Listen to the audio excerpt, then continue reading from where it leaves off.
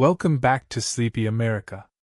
If you have been here since the beginning, since Rome, since Egypt, since the long, slow burn of the Mongol Empire across the steppes of Asia, then you already know what this channel is. You know the feeling of settling in while the world outside goes quiet, while the past opens up like a country you have always wanted to visit but never quite reached. If part 1 of the Ottoman series brought you here for the first time, then welcome. You have arrived at exactly the right moment. Because everything we covered in part 1, every dynasty, every battle, every act of patience and brutality and vision that built the Ottoman state, from a small frontier camp into the most powerful empire in the world, all of it was prologue. All of it was preparation for this. We followed Osman, who had a dream and turned it into a state. We followed Orhan, who turned that state into something that could cross continents. We followed Murad I, who built the Janissaries and made the Balkans Ottoman. We followed Bayezid the Thunderbolt, who nearly took Constantinople before Timur arrived from the east and shattered everything in a single afternoon. We followed Mehmed I, who gathered the pieces of a broken empire from the floor and made them whole again. We followed Murad II, who spent 30 years fighting off crusades and pretenders and rebellions and left the empire stronger than he found it. And then, at the very end of part 1, we met him. 21 years old. 6 languages. The campaigns of Alexander the Great memorized. A cannon being cast that the world had never seen before. A fortress rising on the European shore of the Bosphorus, sealing the strait, cutting the city off from the sea. His name is Mehmed II. And tonight, only tonight, we follow him to the walls. This entire video is one story. One siege. 53 days in the spring of 1453 that ended 1100 years of an empire and opened a new age of the world. We will not rush it. We will not summarize it. We will live inside it, inside the camps and the churches, inside the cannon smoke and the midnight prayers, inside the last hours of Constantine XI Palaiologos, the last Roman emperor, who took off his purple and fought like a common soldier and whose body was never found. This is the fall of Constantinople. This is the day the Middle Ages ended. Settle in. The walls are ahead of us, and the cannon is being loaded, and somewhere inside that city 1100 years of history are holding their breath. Let us begin. 6 months before the cannon fired its first shot, Mehmed II was already at war. Not with armies, not yet. With logistics. With engineering. With the 10,000 invisible problems that stand between an idea and its execution. The decision to take Constantinople had been made. The dream had hardened into a plan. And the plan required things that had never existed before. It required, above all, a weapon. The walls of Constantinople were not ordinary walls. They had been built in the 5th century under the Emperor Theodosius to a system of fortifications so sophisticated that military engineers still study them today.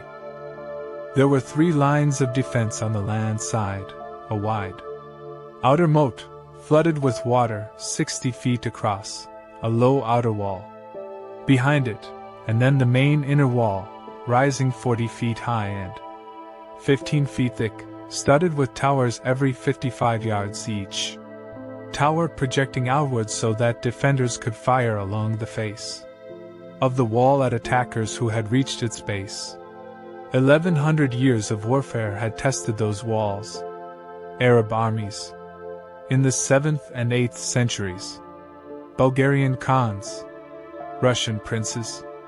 The armies of the First Crusade, which had wisely chosen to march around Constantinople rather than through it. The Latin crusaders of 1204, who had eventually entered not through the land walls but through a poorly defended section of the sea walls after months of effort. Bayezid I, who had blockaded the city for years and still could not force it. The walls had never been breached from the land side. Not once. Not in 1100 years. Mehmed understood that no conventional weapon would breach them.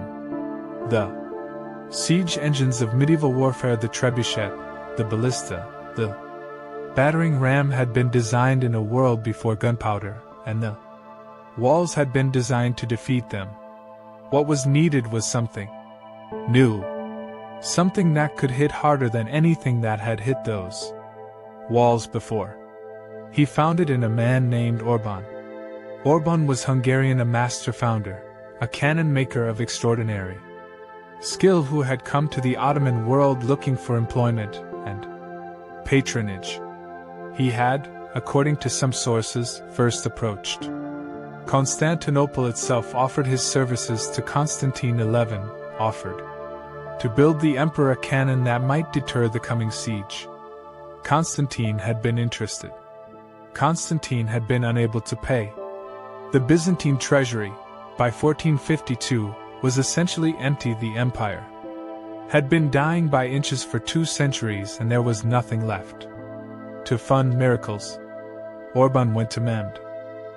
Mehmed asked him, "Can you build a cannon large enough to break the walls of Constantinople?" Orban said, "I can build you a cannon large enough to break the walls of Babylon." Mehmed gave him everything he asked for: workers, materials, a foundry, at Edirne, the Ottoman capital, with unlimited resources and time. Though not much of it, because Mehmed had decided that the spring of 1453 was the moment, and the cannon needed to be ready. The casting took 3 months. When it was finished, it was unlike anything that had been built before. The barrel was 27 feet long. It fired a stone ball weighing over 1,200 pounds, more than half a ton of carved granite, hurled by a charge of gunpowder so large that the explosion could be heard, by some accounts, from miles away. The cannon required a crew of hundreds to operate, men to load the charge, men to maneuver the barrel, men to cool it with oil between shots, because the heat of firing expanded the metal, and if it was fired too quickly it would crack and kill everyone around it. It could fire 7 times a day, at most. Moving it from Edirne to Constantinople, a distance of roughly 150 miles, took 60 oxen and 2 months of engineering ingenuity. Roads had to be widened. Bridges had to be reinforced or rebuilt. The cannon itself traveled on a specially constructed wheeled carriage, surrounded by hundreds of men whose only job was to keep it moving, keep it level, and keep it from sinking into the earth. But Orban's great cannon, the one the sources sometimes call the Basilica, was not the only cannon Mehmed brought. He brought dozens, some smaller, some nearly as large. He assembled what was, in the spring of 1453, the most formidable artillery train in the history of warfare to that point. The age of the cannon had been developing for decades, in China and in Europe, but no one had yet applied it at this scale, with this deliberateness, with this understanding of what it could do to walls that had been designed to defeat a different kind of war. While the cannon was being built and moved, Mehmed was building something else. Ramela Hisari, the throat cutter, the Europeans called it, rose on the European shore of the Bosphorus in the summer of 1452, directly across the strait from the Anadolu Hisari that Bayezid had built on the Asian side 50 years earlier. Together, the two fortresses created a choke point. Any ship attempting to pass through the Bosphorus without Ottoman permission would come under fire from both shores simultaneously. Mehmed built Ramela Hisari in 4 months. It required cutting stone From local Byzantine churches and walls, a deliberate desecration. A message in the labor of thousands of workers operating in rotating shifts. When it was complete, Mehmed installed heavy cannon on its walls and announced that any ship passing without permission would be sunk. A Venetian ship tested the announcement. It was sunk. Constantinople was sealed. The city that had survived 11 centuries behind its walls was now cut off from the Black Sea and its grain supply routes. The Bosphorus was Ottoman water. The only remaining connections to the outside world were through the Dardanelles and across the Marmara Sea, and Mehmed was assembling a fleet to address that too. Inside Constantinople, Constantine XI Palaiologos watched and prepared. He was 48 years old, a soldier and administrator who had spent his career governing difficult provinces and fighting impossible odds.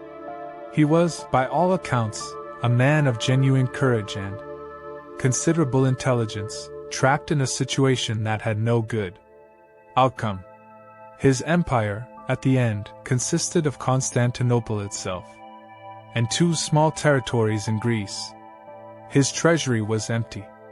His army numbered perhaps 7,000 men, professional soldiers, supplemented by Venetian and Genoese merchants who had commercial interest in the city and had chosen to stay and fight. He sent messengers to Europe. Desperate messages. The same desperate messages his predecessors had been sending for a century. Help us. This city is going to fall. Send armies. Send ships. Send anything. Pope Nicholas V sent a cardinal. Venice debated and eventually sent a small naval relief force that would arrive too late. Genoa, which had a major trading colony in Galata, directly across the Golden Horn, from Constantinople, sent Giovanni Giustiniani Longo, a professional soldier of exceptional ability, with 700 men. 700 men. Against what was coming, 700 men was almost nothing. But Giustiniani himself was not nothing. He was one of the finest military minds of his generation, and he had come prepared to defend the walls with everything he had. On April 2, 1453, Mehmed's army arrived before the walls of Constantinople. The chronicles describe the sight from the city walls, an ocean of tents spreading across the landscape as far as the eye could see. Campfires by the tens of thousands. The sound of drums and trumpets. And the movement of an army that numbered, by the best modern estimates, somewhere between 60 and 80,000 men, though contemporary accounts inflated the number to several times that, because when you are standing on a wall looking at your own death, the mathematics of despair tend toward exaggeration. Mehmed established his personal tent in the center of the line, directly in front of the weakest section of the walls, the valley of the Lycus River, where the land dipped and the walls were consequently lower than elsewhere. He had studied the walls. He knew where to hit. The cannon were positioned. On April 6th, Orban's great cannon fired for the first time. The sound rolled across the water like thunder. Inside Constantinople, people fell to their knees. The stone ball struck the outer wall, and a section of it, a section that had stood for 1,000 years, crumbled into dust. The siege had begun. The first week of the siege established a rhythm that would define the next 53 days. Every morning before dawn, the cannon began. The great basilica and its smaller companions fired in sequence, the sound rolling across the water, echoing off the sea walls, felt in the chests of every person in the city as a physical thing, a vibration that preceded the sound, a reminder that the walls were being struck whether you could hear it or not. The stone balls hit the Theodosian walls with an impact that no medieval fortification had been designed to absorb. Not the shock of a battering ram, applied to a gate or a single point, but the compressed force of a half-ton of stone moving at high velocity, striking the face of the wall and transferring its energy into the masonry in a shockwave that loosened stones 50 feet from the point of impact. The walls cracked. Sections crumbled.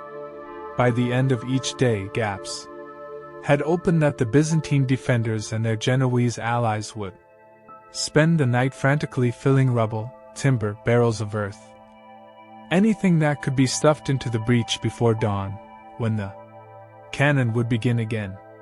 It was exhausting work, this repairing. And it was not equal work. The Ottomans had tens of thousands of men. They rested in shifts. They ate from supply lines that stretched back to Edirne, well organized and sufficient. When one section of troops tired, another replaced it. The siege was a machine, and Mehmed had designed it to run continuously. The defenders had 7,000. They slept when they could, which was rarely. They ate from the city's dwindling reserves. They repaired the walls at night and stood on them all day. Giovanni Giustiniani, the Genoese commander, was everywhere at the Lycus Valley, where the fighting was heaviest, at the Blicherny Palace section in the north, where the walls were newer and slightly weaker, along the Golden Horn sea walls, where Ottoman ships probed for weaknesses.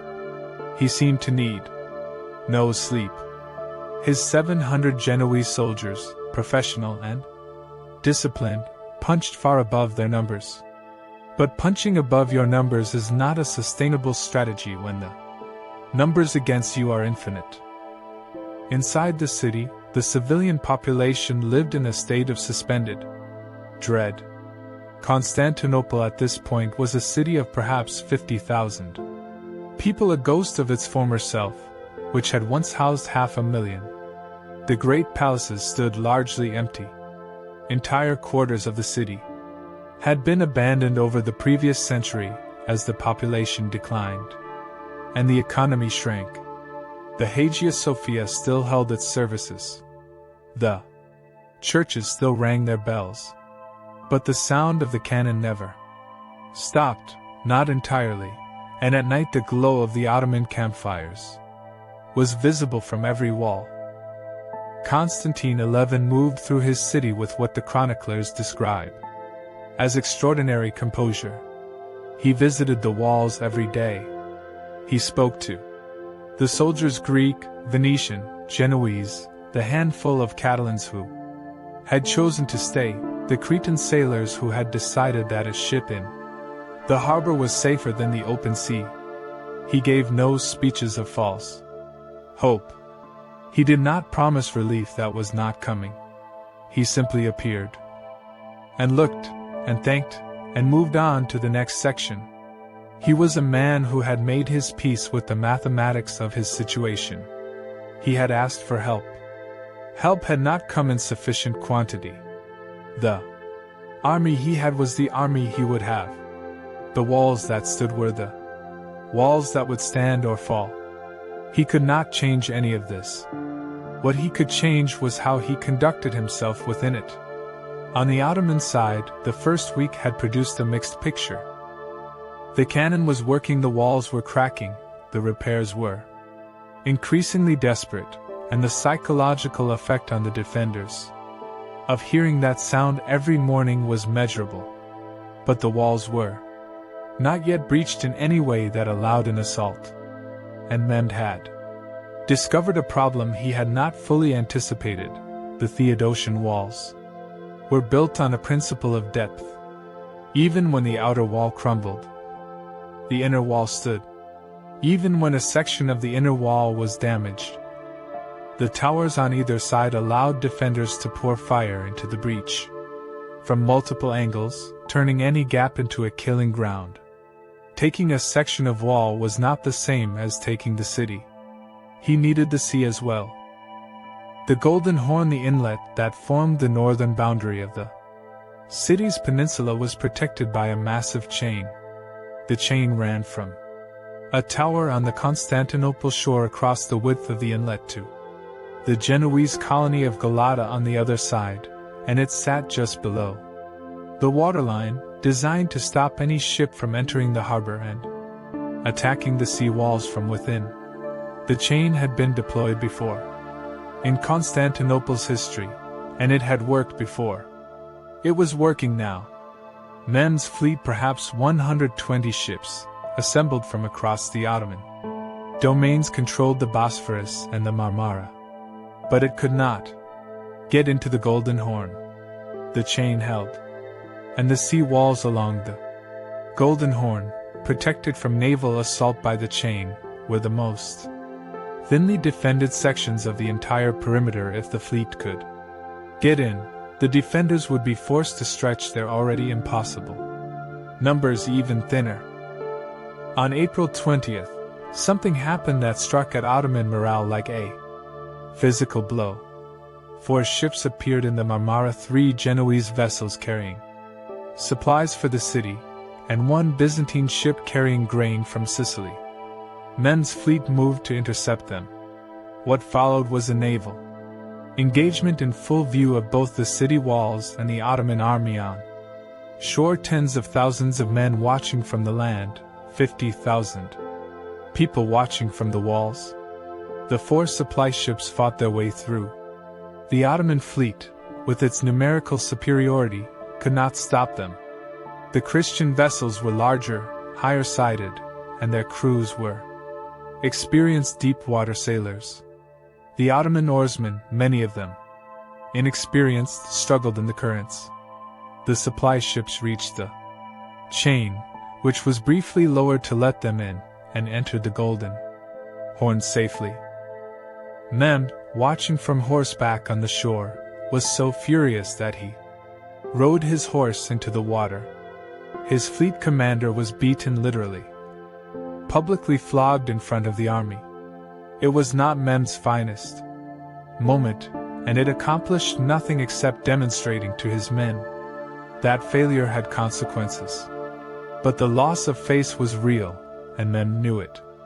He needed a solution to the chain. He found one that no one had ever tried before. He would not break the chain.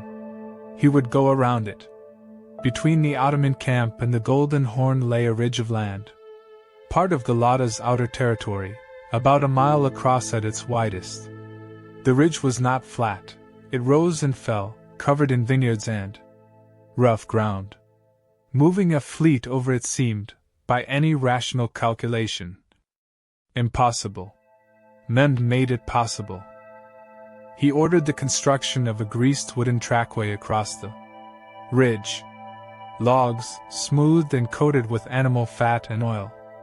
And then, over the course of a single night, from the evening of April 21st into the early morning of April 22nd, 70 ships were hauled out of the water on the Bosphorus side, placed on wheeled cradles, and dragged across the ridge by teams of oxen and men, with drums playing and sails raised as if the ships were sailing on land. By dawn, 70 Ottoman ships were floating inside the Golden Horn. The people of Constantinople woke to the sight of an enemy fleet behind their harbor chain, behind their last uncontested waterway, inside their harbor. The psychological effect was devastating. It was, even for people who hated him, an act of such audacious imagination that it demanded acknowledgement. Mehmed had done something that the defenders had considered physically impossible, and he had done it in a single night. The chain had held. The sea walls were now threatened anyway. The defenders were forced to spread thinner. Sections of troops were pulled from the land walls where every man was already desperately needed to reinforce the Golden Horn sea walls. Every man moved from one wall weakened another. The siege was tightening. The cannon continued. And in the Ottoman camp, Mehmed had begun to hear something from his advisors that he had not expected to hear: doubt.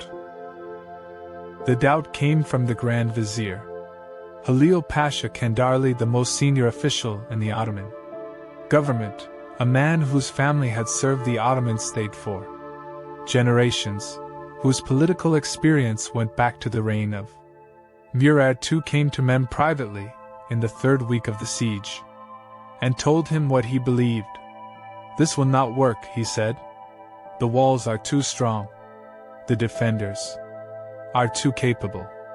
The fleet is still not controlling the Golden Horn effectively enough. Every day we sit here, the chance grows that a Venetian relief fleet will arrive, or that Hungary will move, or that something will change. Better to negotiate. Better to accept tribute. Better to leave with an agreement in hand than to spend the empire's resources and prestige on a siege that cannot succeed." Halil Pasha was not a coward. He was a realist, and his realism was grounded in the long view of a man who had watched 3 sultans make decisions and live with the consequences. He had opposed this siege from the beginning, had argued against it in council, had urged patience, had suggested that Constantinople would eventually fall of its own weight without the cost of a major military operation. He was also, as it happened, wrong. But in that moment, in the 4th week of April 1453, his case was not unreasonable. The walls were cracking but not breached. The fleet was inside the Golden Horn but had not yet brought the sea walls down. The defenders were exhausted but still fighting. And the Ottoman army, for all its size, was beginning to feel the strain of a siege that had promised quick results and was delivering slow ones. Mehmed listened to Halil Pasha. And then he told him, according to the Ottoman chroniclers, with the kind of cold, final clarity that brooked no further discussion, that there would be no negotiation, that this city would be taken, that if the walls would not fall to the cannon, he would find another way, and that if any of his advisors were unwilling to see this through, they were free to say so now. No one said so. The siege continued. Mehmed went back to his maps and his engineers. He ordered the construction of a massive wooden tower, a rolling siege platform that could be pushed to the walls, allowing his soldiers to fire down onto the defenders from an elevated position. He ordered the digging of tunnels, undermining operations aimed at the foundations of the walls. He intensified the cannon fire, ordering the batteries to concentrate on the Lycus Valley section where the ground was lowest. Inside Constantinople, the situation was deteriorating in ways that had nothing to do with the walls. Food was running short. The city's reserves, never deep, had been reduced by months of blockade before the formal siege even began. The civilian population was hungry. The soldiers were hungry. The Venetian and Genoese merchants who had stayed to fight were beginning to have quiet conversations about ships and exits and whether their loyalty to a dying city was being appropriately compensated. The political tensions inside the walls were as dangerous as the military ones outside. There had long been a faction within Constantinople that believed the city's only hope was union with the Roman Catholic Church, accepting papal authority in exchange for Western military support. The Council of Florence in 1439 had formally declared this union, but most of the Orthodox clergy and population rejected it utterly, with a contempt that was theological but also profoundly cultural. The Latin Crusaders who had sacked Constantinople in 1204 had never been forgotten. The people who remembered that sack, whose grandparents had survived it, were being asked to embrace the spiritual authority of the same Latin Church as the price of survival. Many of them said, with bitter sincerity, better the turban than the cardinal's hat. It was not a statement of preference for Ottoman rule. It was a statement of how thoroughly the Fourth Crusade had poisoned the relationship between Eastern and Western Christianity. And it meant that the religious unity that might have brought more Western support was impossible, because the support that would have made it worthwhile was already impossible. Constantine XI navigated these tensions with the same quiet steadiness he brought to everything. He attended both Orthodox services and the Union liturgy. He offended both factions equally and held both together by the sheer force of his personal authority and the obvious fact that, whatever their theological differences, they were all going to face the same cannon in the morning. On May 3rd, he sent his last appeal to the west. A fast ship slipped out through the Dardanelles in the darkness, carrying letters to Venice, to Rome, to wherever help might come from. The ship would come back 20 days later, having found nothing. No fleet, no army, no help. On the way, Constantine received the news without visible reaction. He had expected it. He had, for some time, been governing not on the expectation of rescue but on the expectation of something else, something he did not name directly in any document that has survived, but that every decision he made in those final weeks points toward. He was governing toward a worthy end. Meanwhile, the cannon had found its rhythm. The Lycus Valley section of the walls was taking the heaviest fire. Day after day, the great basilica and its companions hammered the same stretch of masonry. The outer wall in this section was gone completely. Gone, reduced to rubble that the defenders had piled into a makeshift earthen rampart. The inner wall was damaged in multiple places, held together by timber reinforcements and desperate repair work and the sheer stubbornness of men who had nowhere else to be. On May 7th, Mehmed ordered his first major infantry assault. Waves of irregular troops, the Azaps, the light infantry used as the first expendable line of attack, were sent against the damaged Lycus Valley section. They carried ladders. They screamed. They ran across the filled-in moat and threw themselves at the makeshift rampart. Giustiniani was waiting for them. The Genoese commander had positioned his best men at this section, had organized interlocking fields of fire, had prepared everything that could be prepared. The assault waves broke against the defense like water against stone. The Azaps died in hundreds. The ladders were pushed back. The rampart held.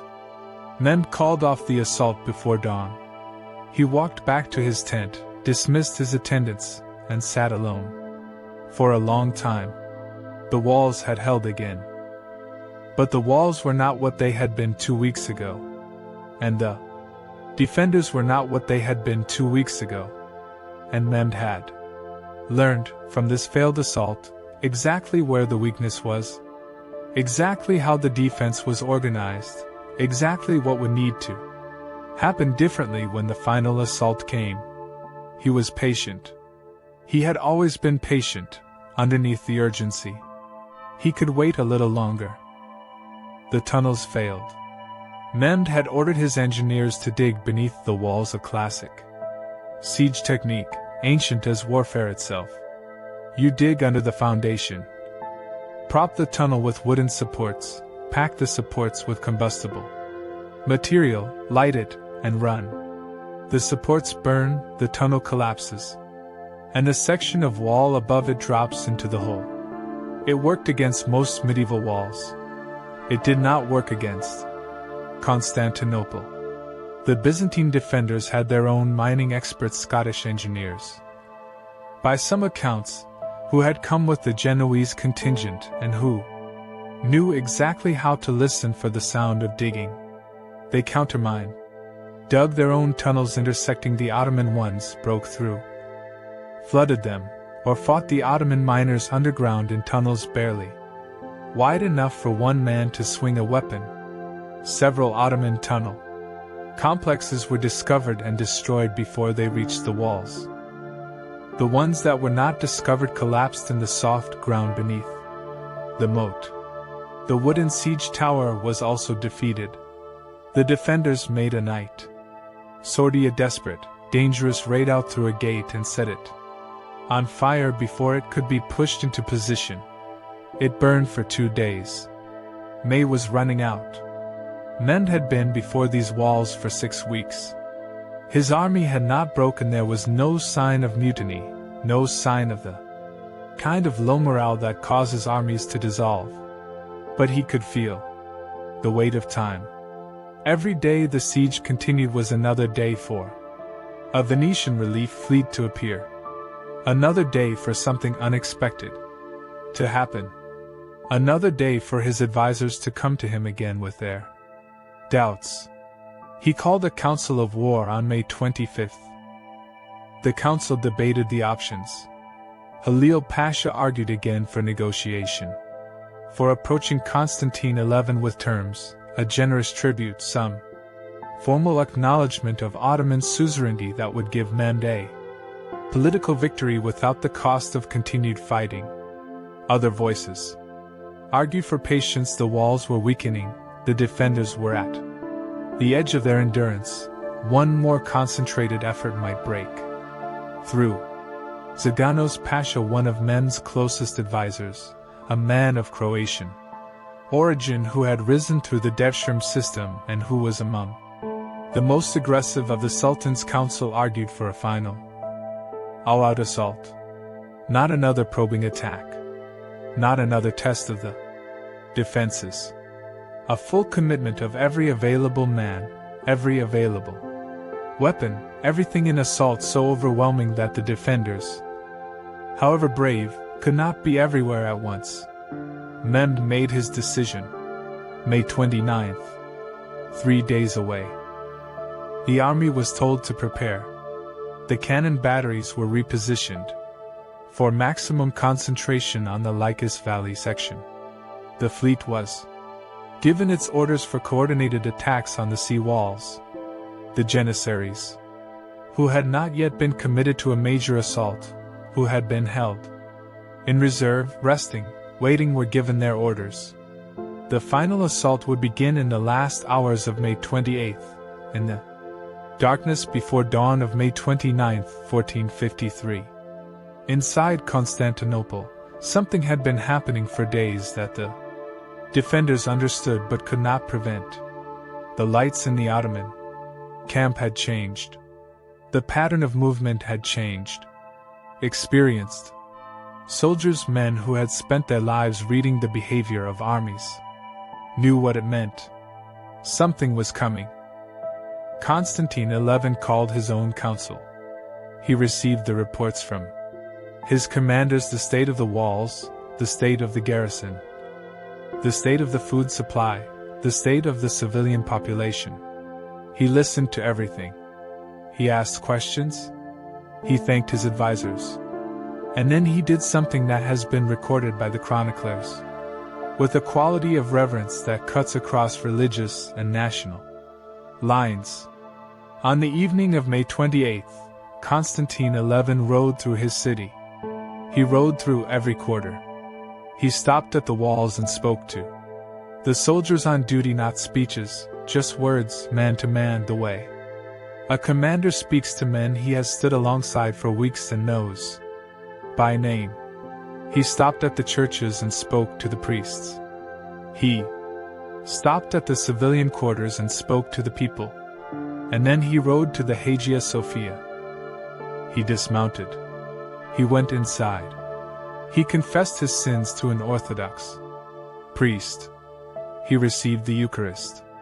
And then, in a gesture that every chronicler records, that every account of the fall of Constantinople includes, he asked forgiveness from everyone in the church, Greek and Latin and Venetian and Genoese alike, for any wrong he had ever done them. The people wept. The soldiers wept. The emperor himself, by the accounts, was in tears.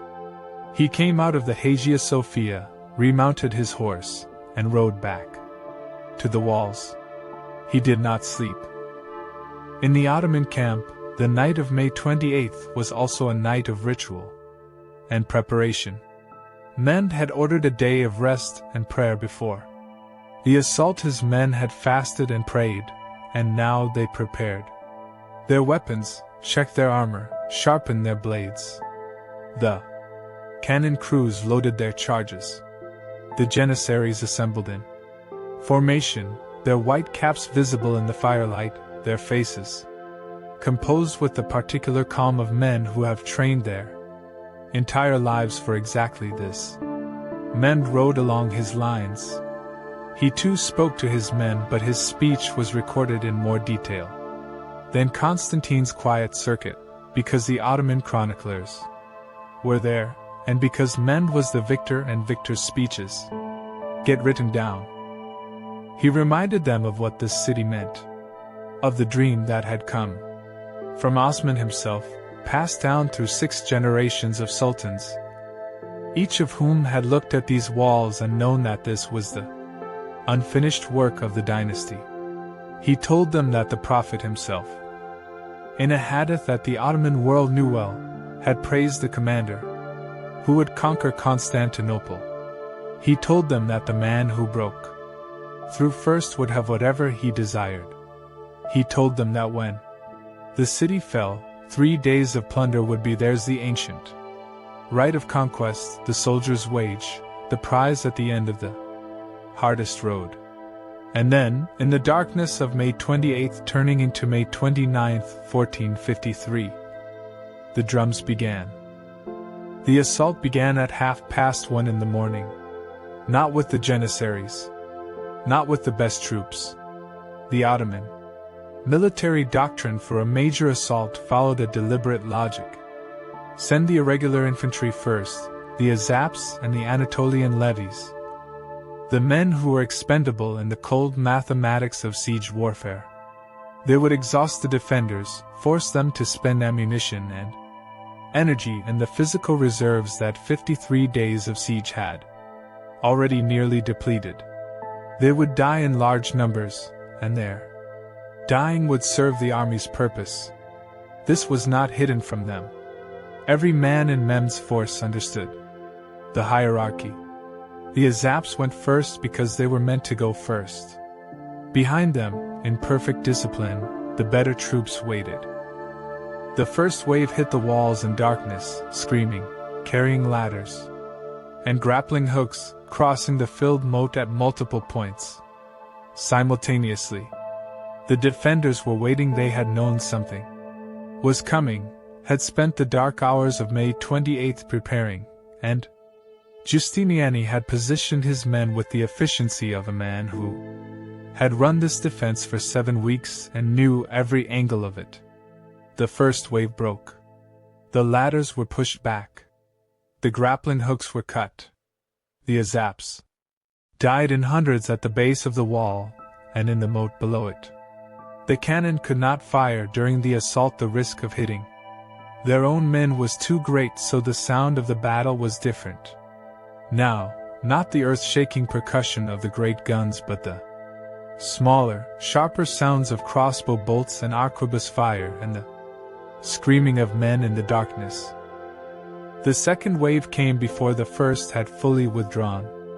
Mehmed had organized the assault in relays, each wave pressing the defenders, without giving them time to fully reset, to redistribute their men, to bring water to the wounded or replace the bolts in a crossbow. The Azaps were replaced by Anatolian regular infantry, better trained, better equipped, but still not the best troops Mehmed had. These too were repulsed. 2 hours into the assault, the walls still held. The defenders were fighting with a ferocity that even the Ottoman chroniclers, writing afterward, acknowledged with something approaching admiration. The Genoese crossbowmen, in particular Giustiniani's men, disciplined and precise, were making the assault extraordinarily costly. Mehmed had expected this. He had planned for it. He held the Janissaries back for 2 more hours. 4 hours into the assault, as the first grey light of May 29th began to appear on the eastern horizon, he released them. The Janissaries moved forward in silence. This was what separated them from everything that had come before. They did not scream. They walked.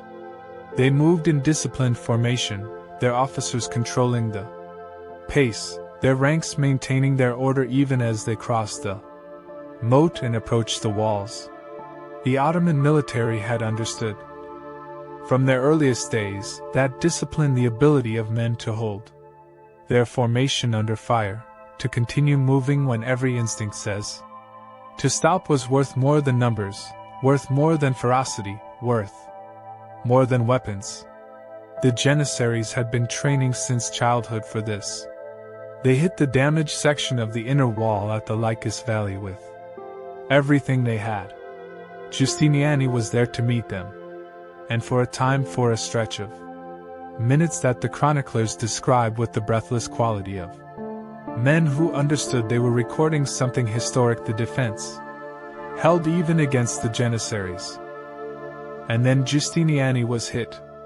A crossbow bolt or a gunshot, the sources disagree, struck him in the gap between his breastplate and his armor. The wound was serious.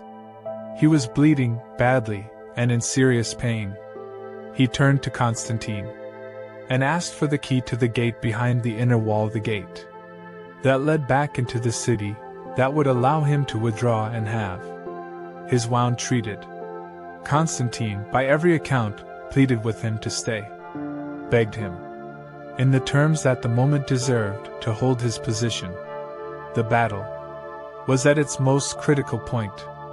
The Janissaries were at the wall. The defense was holding barely.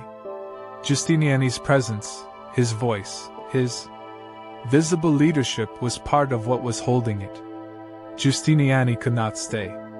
The wound was too bad, or the pain too great, or, and this is the possibility that some chroniclers suggest, with careful reluctance, something else had broken in him after 7 weeks of the impossible. He went through the gate. His men saw him go. The effect was immediate. The Genoese, seeing their commander withdraw, began to waver. Some followed him. The coherent defense of the Lycus Valley section began to unravel, not everywhere, not all at once, but in the way that a cracking does, starting at one point and spreading through what seemed solid. The Janissaries came through. 40 or 50 of them, a detail led by a giant of a man named Hassan of Ulyabad, who the chronicles say was the first to reach the top of the wall, got over the makeshift rampart and onto the battlements. Hassan was almost immediately killed by the defenders. But 40 or 50 men on the inside of a wall is not the same as 40 or 50 men on the outside. They held the section long enough for more to follow. The breach was made. Constantine XI saw it. He turned to the men around him, a handful of Greek nobles, his personal guard, whatever remained available at this section of the wall, and he removed his imperial purple cloak. He threw it to the ground. And then Constantine XI Palaiologos, the last emperor of Rome, the 96th in a line that stretched back to Augustus and before, descended from the walls and charged the Janissaries at the breach. He was seen fighting in the press. He was not seen again. His body was never found.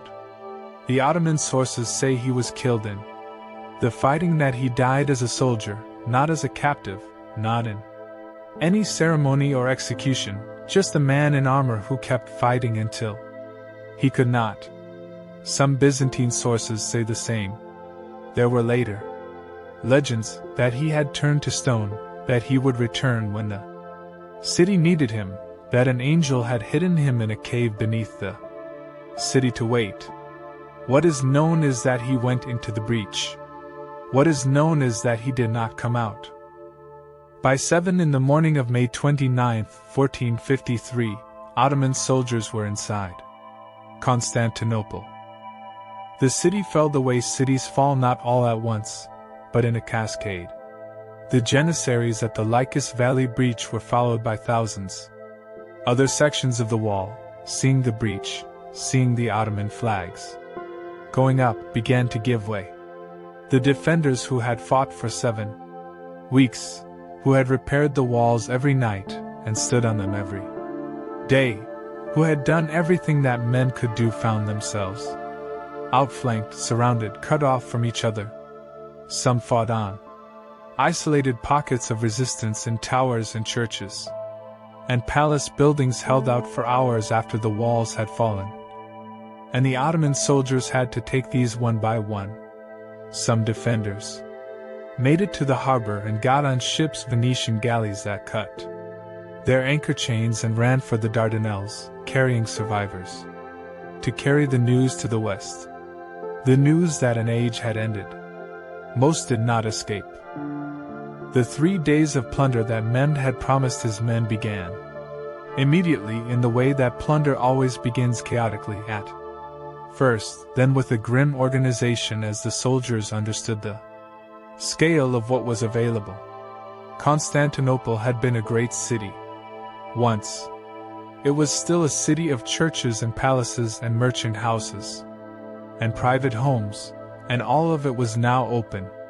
The Hagia Sophia, the Church of Holy Wisdom, the greatest church in Christendom, built by Justinian in the 6th century, the building whose dome had made architects weep for 1,000 years, was filled with civilians who had sought sanctuary there in the final hours. The doors were broken down. The people inside were taken prisoner, to be ransomed or sold. The mosaics were not touched. The structure was not harmed. Mehmed had given orders about the Hagia Sophia. He arrived in the city at noon on May 29th, riding his white horse through the gate that his janissaries had forced open. He rode through streets that were already beginning to quiet the worst of the plundering, concentrated in the first hours, as it always was. He rode to the Hagia Sophia. He dismounted at the entrance. He picked up a handful of earth and poured it over his head, a gesture of humility before God, the chroniclers say, a reminder to himself that this moment of triumph was God's gift and not his own achievement. He went inside. He walked through the nave of the Hagia Sophia slowly. He looked at the mosaics, the great Christ Pantocrator, the Virgin and Child, the emperors and empresses in their gold. He walked to the altar, and there, according to the sources, he found an Ottoman soldier chipping at the marble floor with his sword, taking a piece as a souvenir, or simply destroying what he could. Mehmed struck him. He had the man removed. He gave the order. The Hagia Sophia would not be destroyed.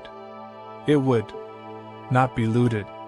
It would be converted. The Christian symbols would be removed or covered. The minarets would be added to the exterior. The Friday prayers would be said within its walls. But the building itself, the architecture, the impossible dome that had stood since 537 CE, would stand. An imam was brought.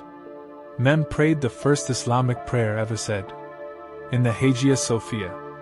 The conversion was complete. In the days that followed, Mehmed moved with the organized energy that had characterized the entire campaign. He stopped the plundering after 3 days, as promised. He issued orders for the protection of the remaining civilian population. He confirmed the position of the Greek Orthodox Patriarch Gennadios II, elected by the remaining clergy under Ottoman protection, and granted him authority over the Orthodox Christians of the empire, making the Patriarchate an institution of the Ottoman state rather than destroying it. This was not sentimentality. It was administration. The Greeks of the empire were more useful as subjects than as refugees, and a patriarch to govern their spiritual life made them subjects. Mehmed was 21 years old, and he was already thinking like an empire builder rather than a conqueror. He declared Constantinople his new capital. The name would remain. He did not rename it immediately, though the Ottoman world gradually came to call it Constantini, and eventually Istanbul, the name that stuck. He ordered the city repopulate. Not all populations had fled, but enough had that the capital of a great empire needed people to fill it.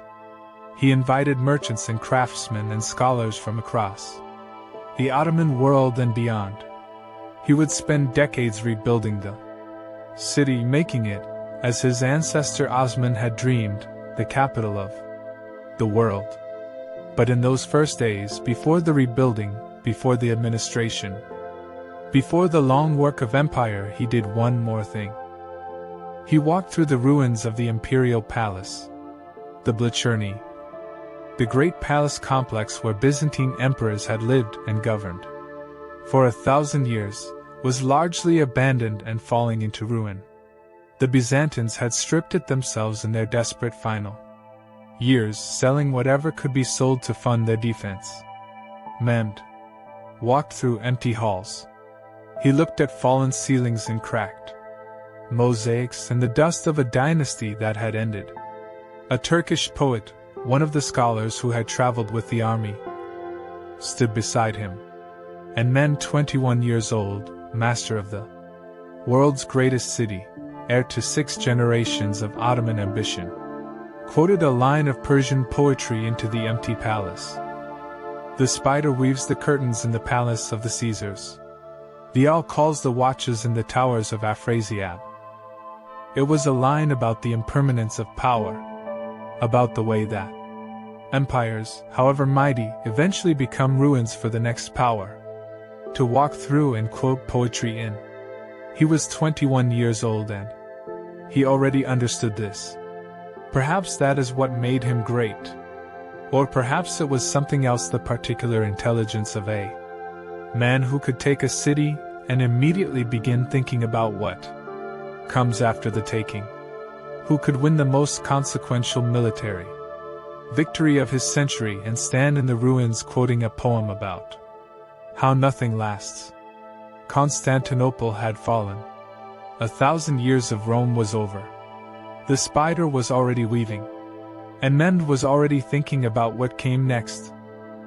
He was 21 years old, and he had just done what no one had managed to do in 1100 years. The city was his. The walls that had broken every army that had ever come before them, Arab, Bulgarian, Russian, Crusader, his own great-grandfather Bayezid lay breached and silent in the May afternoon. The last Roman emperor was dead somewhere in the rubble of the Lycus Valley, his body unidentifiable among the thousands of others. The Byzantine court, the Byzantine clergy, the Byzantine merchant class, those who had not escaped on Venetian galleys, were prisoners or refugees or already moving through the streets in the careful, watchful way of people calculating their new reality. Mehmed II rode in at noon. He came through the gate that his janissaries had forced open in the pre-dawn darkness, the gate that had held for 1,000 years and now swung open to a different kind of authority. He rode slowly. The chronicles describe him on a white horse, which may be true or may be the kind of symbolic detail that attaches itself to great moments in the retelling. What is consistent across the sources is the pace. He did not ride in triumphantly, racing through the streets with the energy of conquest. He rode at a walk. He looked. He observed. He was already assessing what he had won.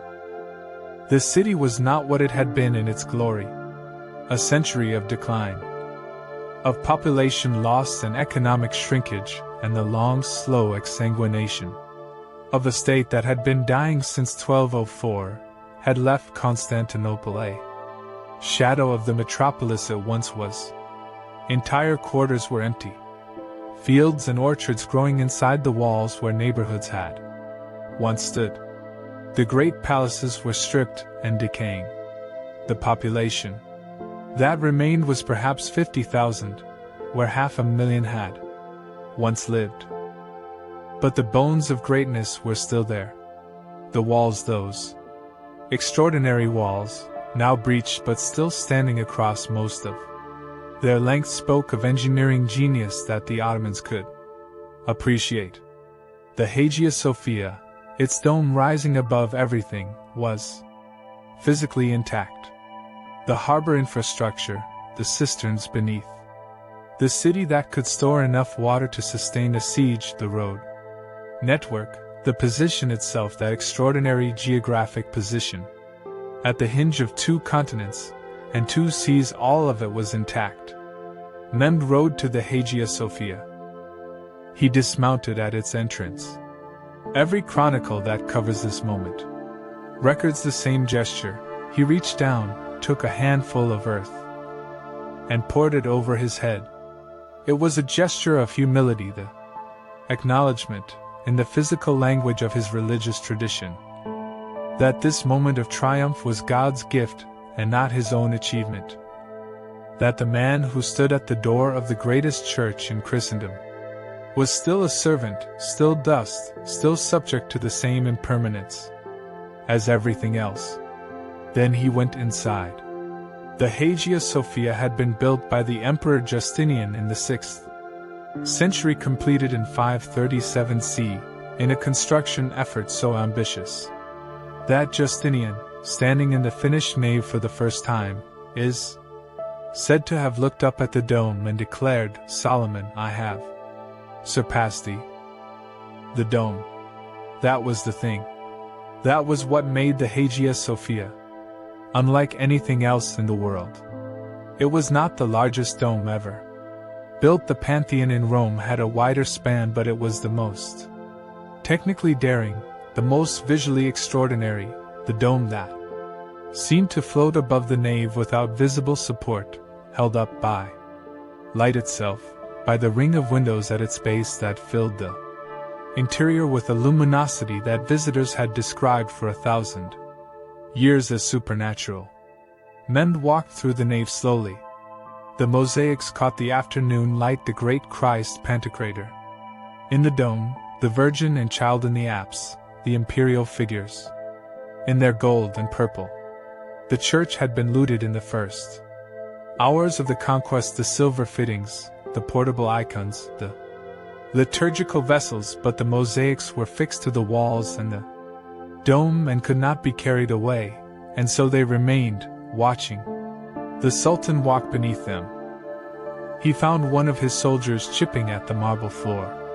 Mehmed struck him, had him removed. The accounts of this moment are consistent enough across different sources to be credible. Mehmed had given orders about the Hagia Sophia, and those orders were being violated, and he responded immediately and physically. The orders were these: the building would not be harmed. It would be converted, the crosses removed, the Christian imagery covered or taken down, minarets added to the exterior, but the structure itself, the architecture that Justinian had raised, would be preserved.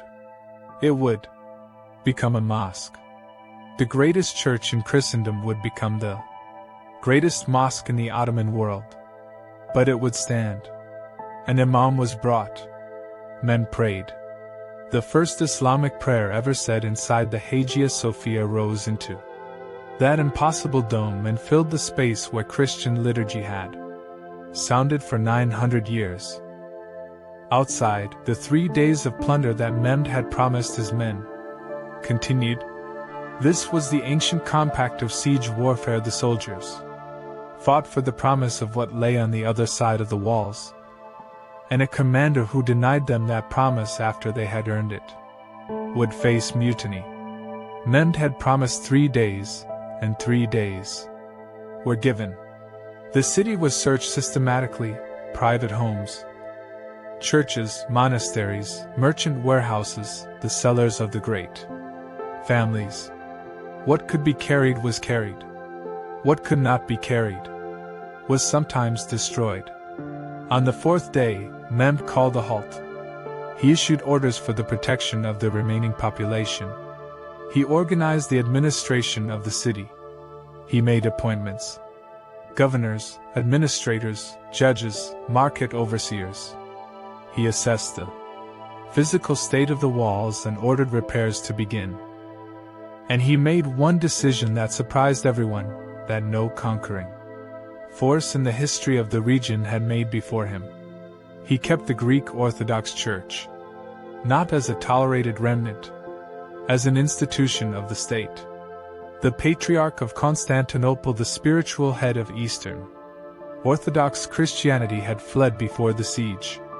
Mehmed organized the election of a new one, Gennadios II, a scholar and theologian of considerable ability who had actually been a vocal opponent of the union with Rome, which made him, paradoxically, someone the Sultan could work with. Gennadios was given his staff of office by Mehmed personally in a ceremony that deliberately echoed the old Byzantine investiture rituals, the Sultan handing the Patriarch the symbols of his authority as emperors had once done. The Patriarch would govern the spiritual and civil affairs of the Orthodox Christian population of the empire. He would have his own court, his own laws for matters of personal status, his own authority within his community. In exchange, he would be loyal to the Sultan, and would ensure that his community was loyal to the Sultan. The millet system, the organization of non-Muslim communities as self-governing units within the Ottoman state, had its roots in earlier Ottoman practice, but Mehmed formalized and extended it.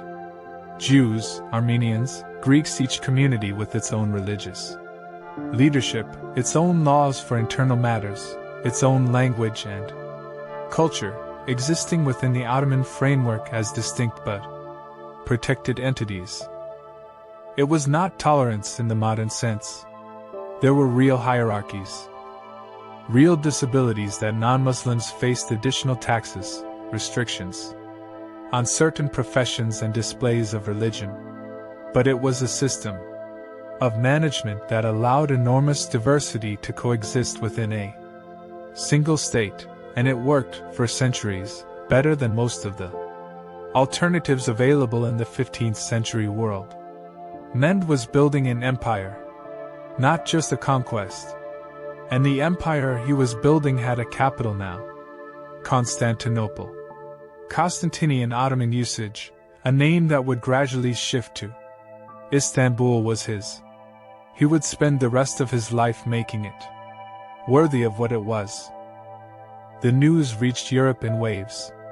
First came the rumors, ships arriving in Venice and Ragusa and the ports of the Aegean with sailors who had escaped, or survived, or simply been in the right place to witness something and run. The rumors were so large that people resisted believing them. Constantinople had stood for 1100 years. It had survived everything. This could not be true. Then came the confirmation. Pope Nicholas V, when the official word reached Rome, is said to have been struck speechless. He issued a call for a new crusade, the same call that had been issued so many times, that had produced Nicopolis and Varna and all the other disasters of the preceding century. This one produced nothing. The Italian city-states were too busy fighting each other. France was emerging from the 100 Years' War. England was entering its own civil conflict.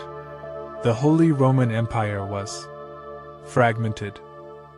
Hungary, which had the most to fear from Ottoman expansion, had John Hunyadi, but Hunyadi was one man, and one man was not a crusade. The world reorganized itself around the fact of Constantinople's fall. Trade routes shifted. The Ottoman control of the city meant Ottoman control of the most important commercial junction in the known world. The point where the routes from the Black Sea met the routes from the Aegean, where the overland Silk Road from China and Persia fed into the Mediterranean network. Merchants who had operated through Constantinople for generations now had to negotiate with Ottoman customs officials and Ottoman tariffs. Some found alternative routes. Some adapted. The pressure that this reorganization put on European merchants to find a sea route to Asia bypassing the Ottoman controlled overland routes entirely was one of the factors, among many, that drove the age of exploration. Columbus sailing west in 1492, Vasco da Gama rounding Africa in 1498. The world turning itself inside out in search of a way around the empire that sat at its center. The scholars who fled Constantinople carried something else with them. Manuscripts, Greek texts, the works of Plato and Aristotle in their original language, the writings of the ancient historians and playwrights and mathematicians, texts that had been preserved in Byzantine libraries for 1,000 years while Europe knew them only in fragments or Latin translations. These scholars, men like John Argyropoulos and Demetrius Chalcondyles and many others, settled in Florence and Rome and Venice, bringing their knowledge of Greek and their libraries with them, becoming teachers and translators and participants in the Renaissance that was already stirring in Italy. The fall of Constantinople did not cause the Renaissance, but it accelerated it, and it shaped it in ways that we are still tracing. Mehmed, meanwhile, was not done. He had taken Constantinople. He was 21. He had 30 years of life and conquest ahead of him, and a mind that was never still. In the decade following the fall, he moved in every direction. He completed the Ottoman conquest of mainland Greece, the despotate of the Morea, the Byzantine successor state in the Peloponnese, ruled by the brothers of the last emperor, fell in 1460. The empire of Trebizond, the last Byzantine successor state, on the Black Sea coast of Anatolia, fell in 1461. These were not the great dramatic sieges of legend. They were the methodical completion of unfinished business, the closing of accounts that had been open for a century. He absorbed Serbia fully, completing the process that his grandfather, Mehmed II, had begun. He pushed into Bosnia. He brought Wallachia to heel. He campaigned in Albania against Skanderbeg, the one opponent who continued to resist, who died in 1468 still undefeated in the field, leaving behind a legend that Albania has never forgotten. He sent his fleet into the Aegean and took the islands one by one. Lesbos, Euboea, the islands that Genoa and Venice had used as trading stations for centuries. The Genoese trading empire in the Aegean was dismantled. Venice fought back the Ottoman-Venetian War of 1463 to 1479 was long and exhausting for both sides, but ultimately lost more than it gained, surrendering territories it had held for generations. He pushed into Crimea, making the Crimean Khanate an Ottoman vassal. In 1475, giving the empire control of the northern Black Sea coast and the grain routes that fed Constantinople. And then, in 1480, he did something that sent a shockwave through Christian Europe. He landed in Italy. An Ottoman force took the city of Otranto, on the heel of the Italian boot, in August of 1480. 800 of its inhabitants were massacred on a hill outside the city for refusing to convert. The martyrs of Otranto, canonized by the Catholic Church in 2013. The rest of the population was enslaved or expelled. Mehmed's commander, Gedik Ahmed Pasha, established a beachhead and began planning the march north. Rome panicked. Pope Sixtus IV considered fleeing the city. The Italian states, so reliably unable to cooperate against any threat, briefly cooperated against this one. They did not need to fight. In May of 1481, Mehmed II died. He was 49 years old. The cause of his death is disputed. Gout, cancer, poison administered by his own physician at the instigation of his son, according to some sources. He died on campaign, moving east, which was characteristic. He was always moving. He died as he had lived, in motion, towards something. The Ottoman force at Otranto, without the Sultan's authority and will. Behind it withdrew. Italy was saved not by its own efforts but by the death of the man who had conceived the attack. Mehmed II left behind an empire that stretched from the Danube to the Euphrates, from Crimea to the Egyptian border. He left a capital city being rebuilt into one of the greatest cities in the world.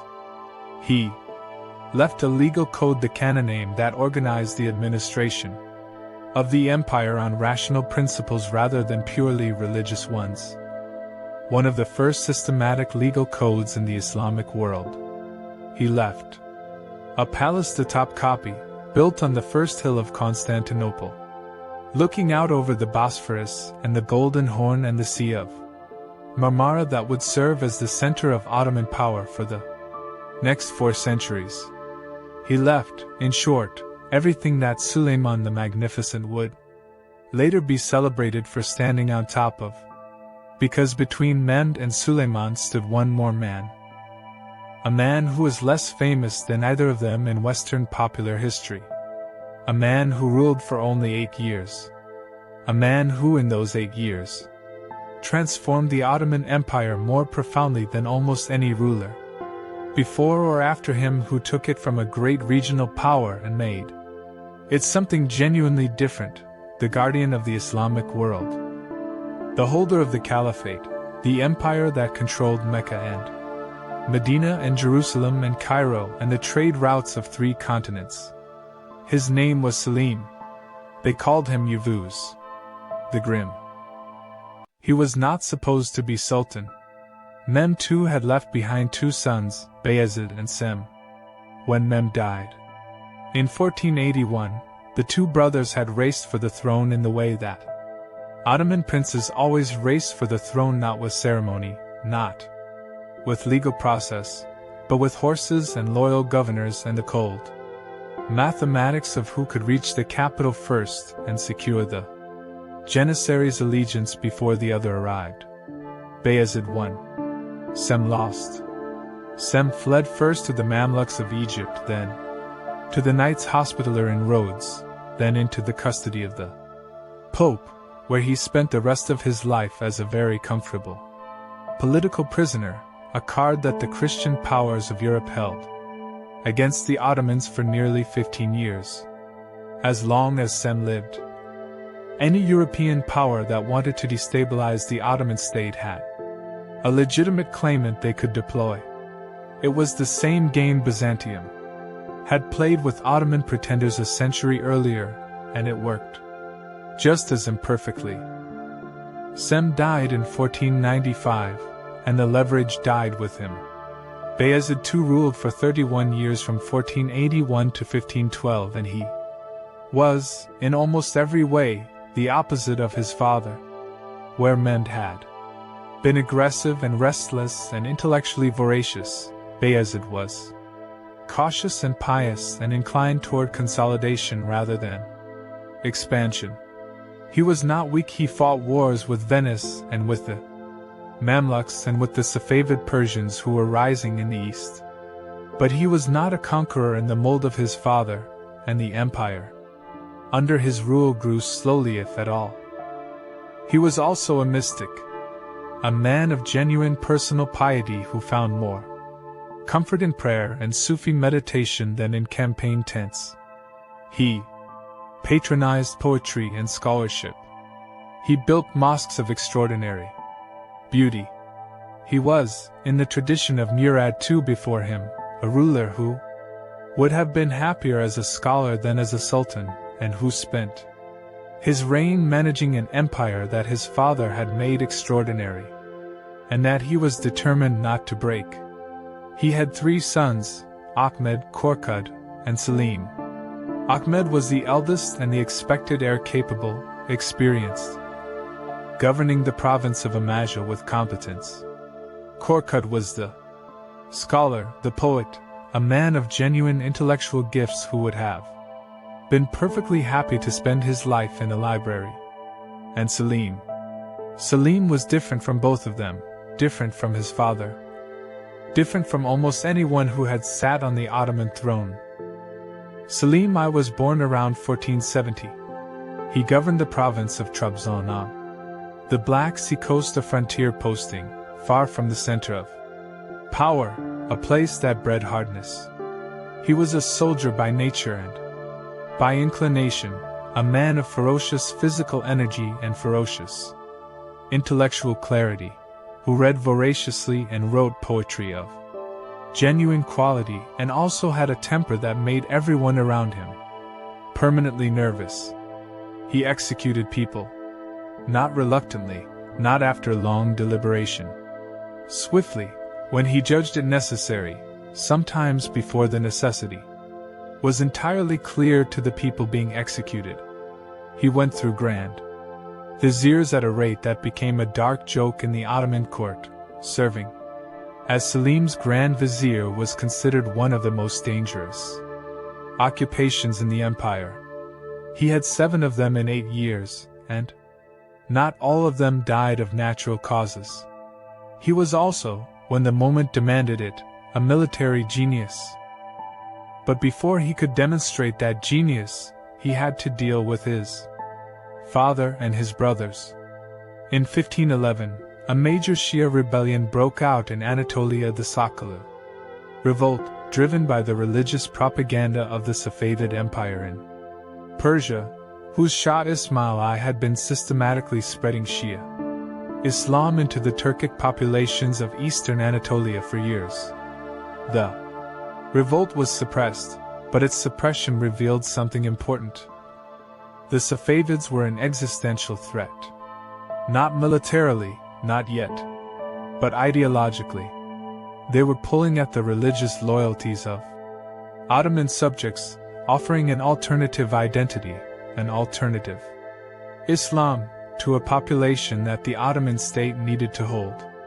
Selim understood this more clearly than his father did. Bayezid, old and unwell by 1511, was inclined toward caution toward managing the Safavid threat diplomatically, as he had managed most threats.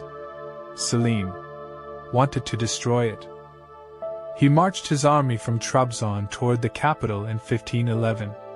This was, unambiguously, a coup attempt.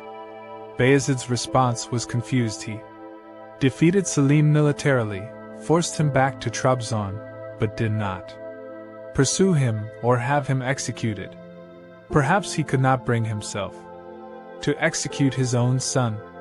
Perhaps he was simply too old and too tired.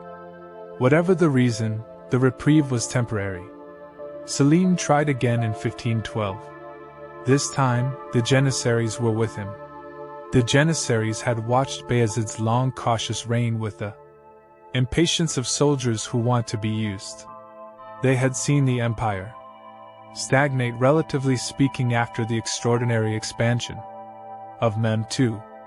They wanted a sultan who would lead campaigns, who would expand the borders, who would give them the purpose they had been trained for. Selim, who had spent his career on the frontier, who had campaigned in Crimea and on the Black Sea coast, who had the reputation of a man who fought alongside his soldiers rather than directing them from a comfortable distance, Selim was what they wanted. When Selim marched in 1512, the Janissaries opened the gates of Edirne to him. Bayezid abdicated. He was old and sick, and perhaps he understood that the empire he had spent 30 years carefully tending needed something he could no longer provide. He signed the abdication document, handed the seals of office to his son, and asked to be allowed to retire to his birthplace in Dimitoka. He died on the road. Whether of illness or of poison is a question the sources raise without answering. He was 66 years old. Selim's brothers did not survive the transition. Ahmed, who had been the expected heir and who had his own army and his own supporters, was hunted down and killed within months. Korkut, the scholar, who had no political ambitions whatsoever and simply wanted to be left alone with his books, was also executed because in the Ottoman system, A living prince was always a potential rallying point for discontent, regardless of his personal inclinations. Korkut is said to have written a poem on the day of his execution, asking God why a man who sought only peace was being killed for it. Selim also had his nephews killed, the sons of his brothers, every male in the line who might conceivably challenge his authority. It was brutal. It was thorough. And it was, by the logic of the Ottoman succession system as it had developed over the previous century, not without precedent. Selim I was Sultan.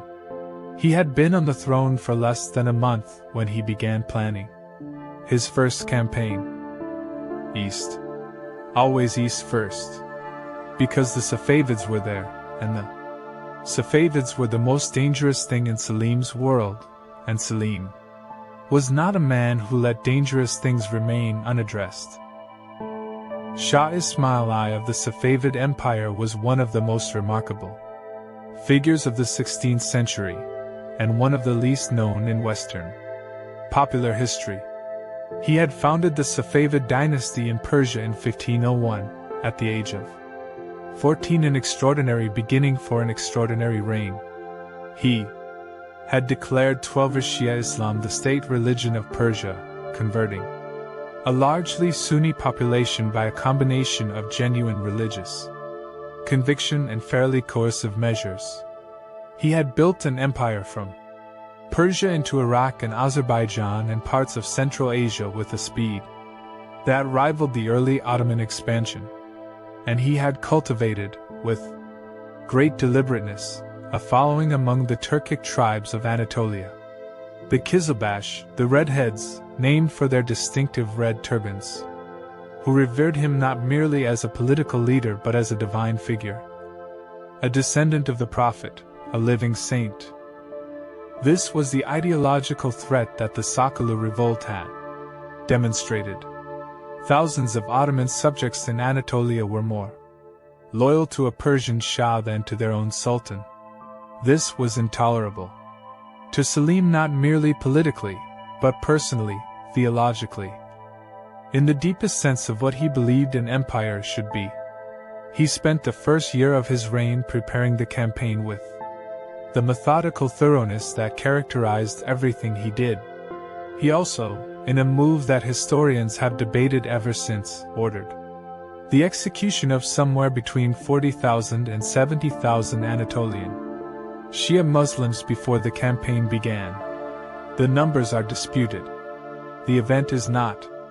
Selim identified the Kizilbash sympathizers in his own territory as a fifth-column people whose loyalty was to the Safavid Shah and not to the Ottoman Sultan, and he eliminated them before marching east so that there would be no rebellion at his back while he was on campaign. It was one of the bloodiest acts of his reign, and his reign was not short of blood. In 1514, Selim marched his army into the Safavid heartland. It was an extraordinary logistical achievement, moving a massive Ottoman force, with its artillery train and its supply lines, across the difficult terrain of eastern Anatolia and into Persia. The Safavid response was a tactic that had worked against larger armies before. Strategic withdrawal. Shah Ismail pulled back, avoided battle, let the Ottoman supply lines stretch and the Ottoman soldiers exhaust themselves chasing an enemy that was never quite where it should be. The tactic worked on logistics. It did not work on Selim. Selim pushed further than any Ottoman army had gone east before, into Azerbaijan, until he reached the plain of Calderon near the city of Koyan August 23, 1514. Shah Ismail turned and fought. The Battle of Calderon is one of the decisive engagements of the 16th century, and it turned on a single factor: the Ottomans had artillery and the Safavids did not. The Kizilbash cavalry, those fanatically loyal, expertly mounted warriors who had made Ismail's empire, charged the Ottoman lines. with a ferocity that observers found extraordinary even by the standards of the age. They believed, many of them literally believed, that Ismail was divine and that his warriors could not be killed by ordinary weapons. The Ottoman cannon killed them in hundreds. The Janissary infantry held their lines, and when the cavalry charges had spent themselves against the Ottoman position, the Ottoman counterattack shattered what remained. Shah Ismail was wounded in the battle one of the few times in his life he was personally struck. His wives were captured. He barely escaped with his life, riding hard into the Safavid interior. Selim entered Tabriz, the Safavid capital, 12 days after Calderon. He held it for a week, looting its treasuries and its workshops, carrying off its craftsmen and artists and weavers to Constantinople. The carpets and tiles and metalwork that would define Ottoman decorative arts for the next century came, in significant part, from Tabriz. He could not hold Tabriz. His supply lines were too extended. Winter was coming, and his Janissaries, who had followed him this far with extraordinary discipline, refused to march further east into the Safavid interior. They had reached the limits of what an army could sustain on campaign, and they said so, in the blunt way that Janissaries sometimes communicated their views to their Sultan. Selim did not execute them for this. He withdrew. Calderon had not destroyed the Safavid Empire. It would survive. Diminished, reorganized, never quite recovering the mystical authority that Ismail had wielded before the battle, but surviving. The Safavid Ottoman rivalry would continue for another century, a grinding strategic competition that neither side could decisively end. But Calderon had accomplished something important. It had established that the Ottomans could defeat the Safavids in open battle. It had pushed the border east and secured eastern Anatolia. And it had demonstrated to every power watching that Selim I was not Bayezid II. This was a sultan who moved, and who won. He turned south. The Mamluk Sultanate of Egypt had ruled Egypt, Syria, and the Hijaz, the western coast of Arabia containing Mecca and Medina, since the 13th century. They were the power that had stopped the Mongols at Ain Jalut in 1260. They were the power that had maintained the Abbasid Caliphate in Cairo after the Mongols destroyed it in Baghdad. A shadow caliphate, a ceremonial institution, but symbolically important. They were, in the world of 1515, still a formidable state. They were also, by 1515, a state that had not kept up. The Mamluks were a cavalry culture. Their military system was built around the mounted warrior, the slave soldier on horseback, who had been the most effective fighting unit in the Islamic world for 3 centuries. They had not fully incorporated gunpowder weapons. They had cannon, but poorly organized. They had arquebuses, but not integrated into their tactics. They viewed gunpowder weapons with a certain aristocratic contempt, the weapon of a man who could not fight properly, who hid behind a machine rather than demonstrating the martial arts that a true soldier should possess. Selim had no such contempt. The pretext for war was the Mamluk Sultanate's shelter of Safavid allies and their interference in the politics of the Dulkadirids, a small principality in southern Anatolia that both powers claimed influence over. The real reason was simpler. The Mamluk Sultanate sat between the Ottoman Empire and the holiest cities of Islam, and Selim wanted what lay beyond them. In 1516, he marched south into Syria. The Mamluk Sultan Kansa al-Ghori rode out to meet Selim at Marj Dabak, north of Aleppo, in August of 1516. Al-Ghori was 76 years old.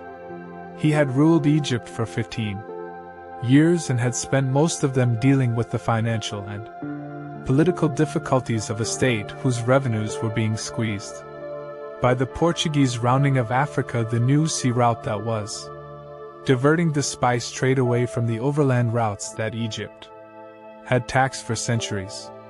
He was not a weak man, but he was an old man leading an army that was about to discover what it meant to face an opponent who had mastered a different kind of war. The Battle of Marj Dabak lasted less than a day. The Mamluk cavalry charged. The Ottoman cannon fired. The charge broke. The Ottoman Janissary infantry advanced. And then in a moment that decided the battle, before the killing was finished, the governor of Aleppo, Kayar Bey, switched sides. He had been in secret communication with Selim before the battle. He took a significant portion of his forces out of the Mamluk line and went over to the Ottomans. Al-Ghori died in the battle of a stroke, according to some accounts, of wounds according to others. His body was never recovered. Syria fell without further major resistance. Aleppo opened its gates. Damascus followed. The great cities of the Levant, which had been Mamluk for 2.5 centuries, became Ottoman in the space of weeks.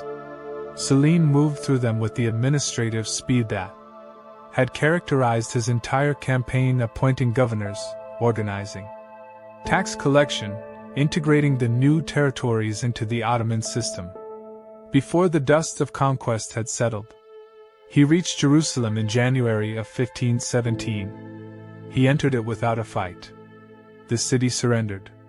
Selim visited the holy sites, the Dome of the Rock, the Al-Aqsa Mosque, the Church of the Holy Sepulchre, which he left in Christian hands, in keeping with the Ottoman practice of managing rather than destroying the religious institutions of conquered peoples.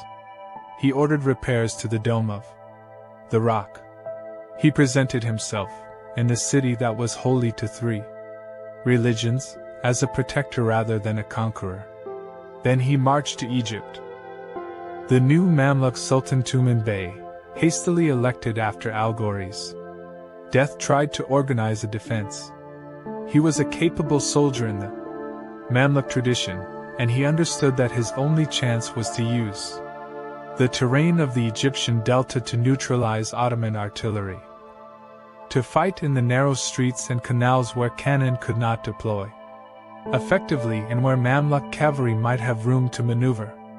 At the Battle of Ridaniya, outside Cairo, in January 1517, he tried. The Ottomans moved their artillery to positions the Mamluks had not anticipated. Selim had spent the night before the battle repositioning his cannon to outflank the Mamluk defensive line, an operation that required moving heavy guns in darkness over difficult ground, the kind of logistical feat that most armies of the period would not have attempted. When dawn came, the cannon fired from angles that the Mamluk formation had not been designed to face. The battle lasted hours rather than less than a day, and the Mamluks fought hard. Tumen Bey personally led charges and managed to briefly penetrate the Ottoman lines. But the outcome was never really in doubt. The Mamluks were broken. Cairo fell. Tumen Bey escaped into the delta and organized a guerrilla resistance. For several months, gathering Bedouin allies, striking Ottoman supply lines, refusing to accept that the battle was over. Selim pursued him methodically. When Tumen Bey was finally captured, brought before Selim in chains, the Ottoman Sultan ordered him hanged at the gate of Cairo. 3 times the rope broke. The 3rd time it held. The Mamluk Sultanate was finished. After 2.5 centuries, the slave soldiers of Egypt were gone. What Selim had now was staggering. He controlled Egypt, the richest province in the Islamic world, the breadbasket of the Mediterranean, a territory whose tax revenues alone transformed Ottoman finances. He controlled Syria and Palestine. He controlled the Hijaz and therefore Mecca and Medina, the two holiest cities in Islam, and from the last Abbasid caliph, the descendant of the line that had been maintained in Cairo as a ceremonial institution since the Mongols destroyed Baghdad. Selim received the transfer of the caliphate itself. Whether this transfer actually happened in the formal way that later Ottoman tradition described it as ceremony, a handing over of the relics of the Prophet, a formal investiture, is a question historians debate. The sources are later and interested. But what is not in doubt is the practical outcome. After Selim's conquest of Egypt, the Ottoman Sultan was recognized across the Sunni Islamic world as the Caliph, the successor to the Prophet, the guardian of the holy cities, the leader of the faithful. It was a transformation of extraordinary magnitude.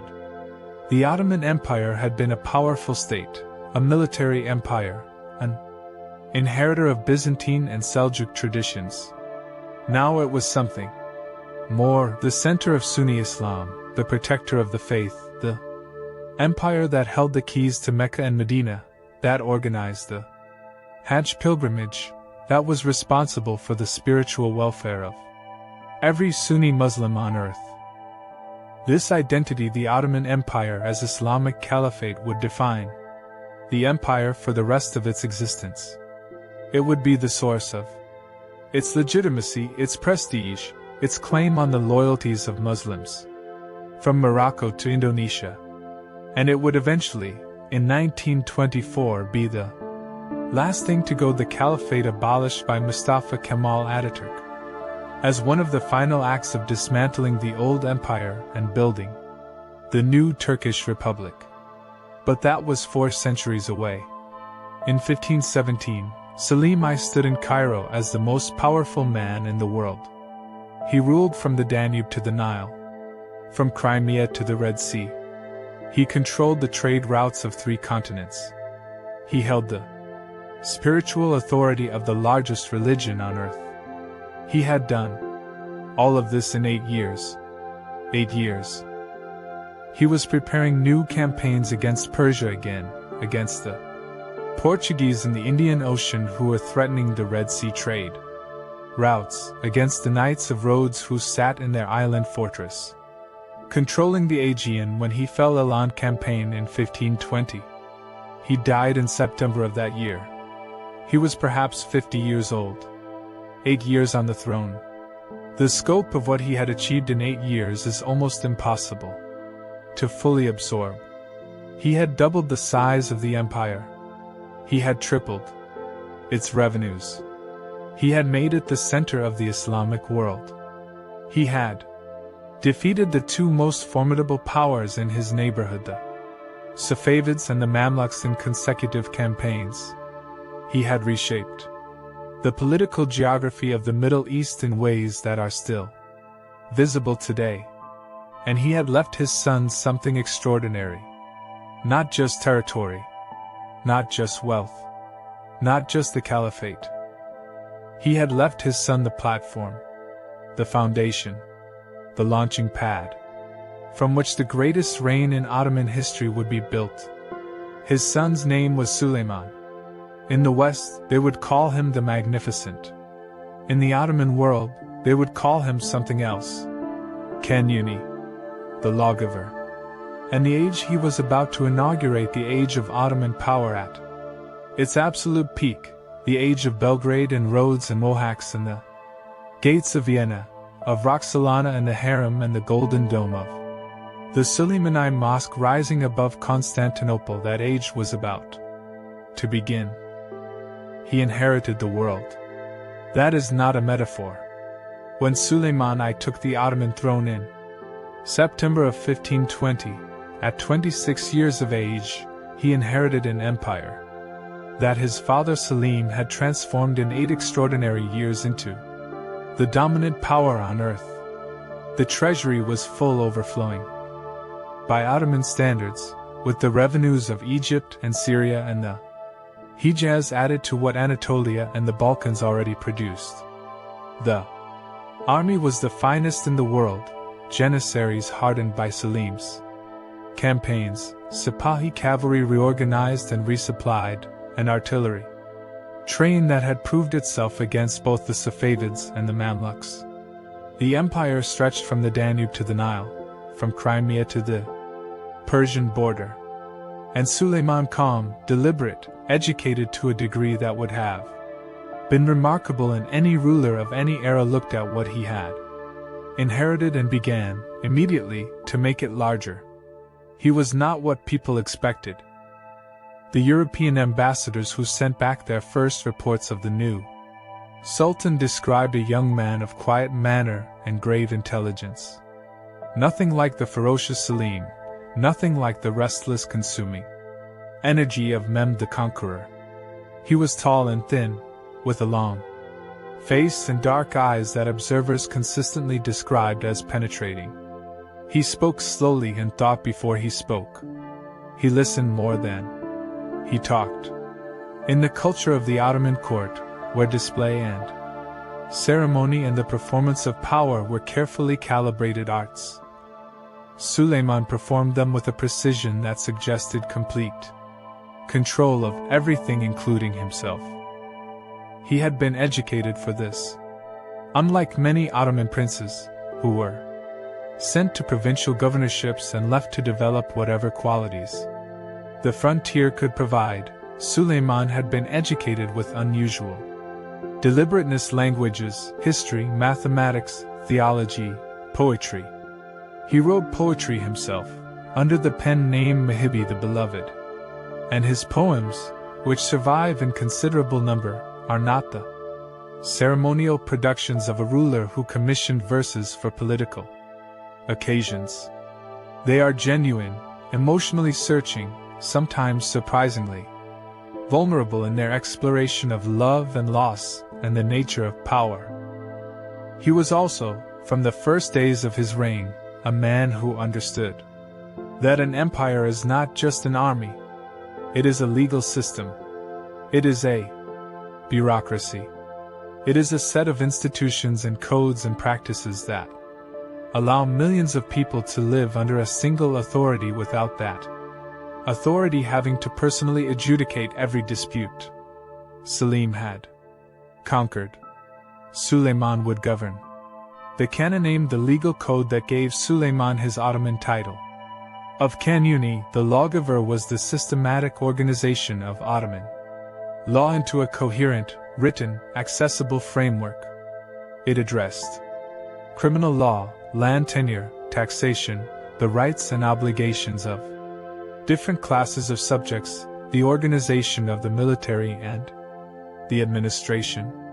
It built on what Mehmed II had begun and went further, creating a legal architecture that would structure Ottoman life for centuries.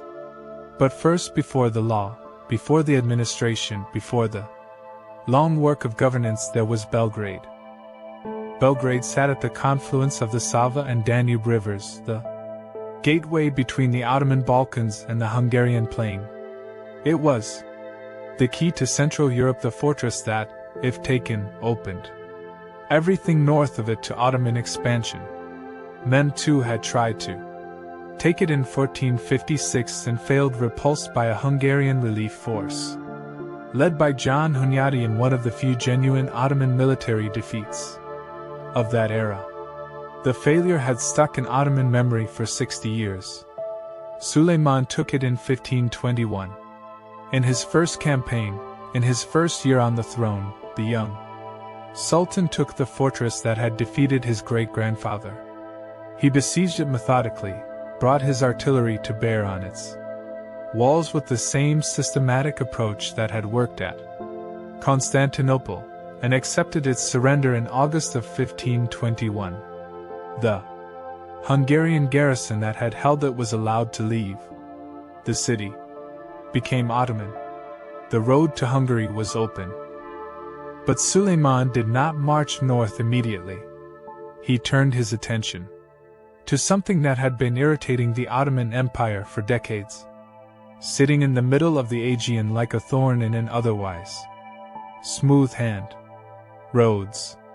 The Knights Hospitaller, the military religious order that had begun as a crusading institution in Jerusalem and had retreated when Jerusalem fell, first to Cyprus and then to Rhodes, had held their island fortress since 1309. For 2 centuries, from their fortified island in the middle of the Ottoman Sea, they had raided Ottoman shipping, sheltered Ottoman enemies, and maintained a Christian military presence in waters that the empire considered its own. Mehmed II had tried to take Rhodes in 1480 and failed. The Knights had fortified their island with extraordinary skill, and their defense had been one of the few genuine checks on Ottoman expansion in the Mehmed era. Suleiman arrived at Rhodes in June of 1522 with the largest force ever assembled against it, perhaps 100,000 men and a fleet of 400 ships. The Knights numbered perhaps 7,000, including their local Greek population. The siege lasted 5 months. The Knights of Rhodes were the finest military engineers of their age. Their walls were built in the new style, low, thick, angled to deflect cannon fire rather than simply resist it, and they had spent the years since 1480 making those walls better. They counterattacked the Ottoman siege works at night. They flooded tunnels. They repaired breaches with extraordinary speed. Their Grand Master, Philippe Villiers de l'Isle-Adam, was a commander of exceptional ability who managed the defense with a calm professionalism that the Ottoman chronicles acknowledged. But the arithmetic was impossible. 5 months of constant bombardment, constant assault, constant attrition. The Knights lost men they could not replace. The walls that they repaired each night were hit again each morning. By December, the fortress was in ruins and the garrison was exhausted beyond the capacity to continue. Villiers de l'Isle-Adam asked for terms. Suleiman gave them terms of extraordinary generosity. The Knights could leave with their weapons, their ships, their icons and relics, and whatever personal property they could carry. The Greek Christian population of the island would be protected and would not be forcibly converted. There would be no massacre, no enslavement, no punishment for the resistance. The Knights sailed away on January 1, 1523. Villiers de l'Isle-Adam, old and defeated, made his way eventually to Charles V of Spain, who gave the Knights their next home, the island of Malta, where they would make their last stand 43 years later against Suleiman himself, in the siege that would be the greatest military failure of his reign. But that was in the future. In 1523, the Aegean was Ottoman. The Mediterranean was becoming Ottoman. And to the north, the road through Belgrade waited. The Hungarians were waiting too. Not with confidence, with dread. They had watched Suleiman take Belgrade and Rhodes in his first 2 years, and they understood what was coming. They sent ambassadors to the Pope, to Charles V, to the kings of France and England, begging for a coalition, begging for the crusade that had been promised so many times and delivered so rarely. No coalition came. They would face what was coming alone. The Kingdom of Hungary in 1526 was a state in the advanced stages of a political crisis it had not managed to recognize as fatal. Its nobility, a powerful, fractious class of magnates who had spent the previous decades fighting among themselves for influence over the crown, had reduced the royal authority to near impotence. The army was underfunded. The fortresses on the southern frontier were undermanned. The king, Louis II, was 20 years old, bright enough, by all accounts, but without the political authority to force his nobles to cooperate, to pay taxes, to provide the soldiers that a kingdom on the Ottoman border desperately needed. Suleiman crossed the Danube in the summer of 1526 with perhaps 100,000 men. He moved north through what had been the Ottoman frontier zone into the Hungarian plain, the great flat grassland that offered his cavalry and his artillery exactly the kind of terrain they were designed to operate in, open, visible, with no natural obstacles to slow the advance. Louis II gathered what army he could. It numbered perhaps 25,000 men. Hungarian nobles on horseback, some Czech and Croatian infantry, a handful of mercenaries. The papal legate was with them, because this was, in the taxonomy of European thinking, a crusade, the defense of Christendom against the Turk. Prayers were said. Masses were sung. They met at Mohacs, on the Danube plain, on August 29, 1526. The Battle of Mohacs lasted approximately 2 hours. The Hungarian nobility, with the particular military culture of mounted knights that had defined European warfare for centuries, charged the Ottoman lines. The Ottoman artillery fired. The Janissary infantry held. The charges broke. The Ottoman wings enveloped the Hungarian flanks, and then the Ottoman center counterattacked into the broken Hungarian formation. The result was not a battle. It was an annihilation. 20,000 Hungarians died in those 2 hours.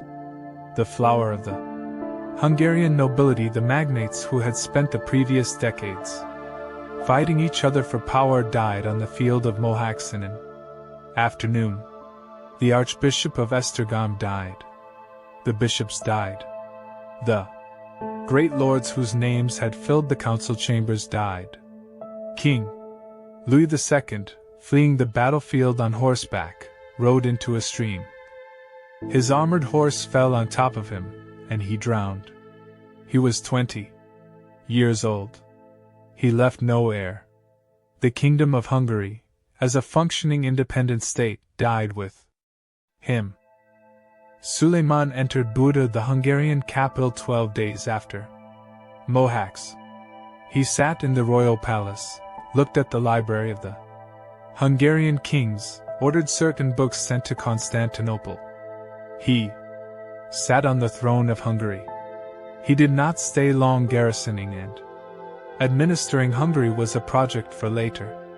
For now he burned the palace as he left, a statement of what had been and what would not be again, and marched back south before the autumn rains made the roads impassable. He had destroyed Hungary in a single afternoon. The shockwave reached Vienna. Vienna, the Habsburg capital, the seat of Charles V's brother Ferdinand, the gateway to the heart of Europe, was suddenly exposed.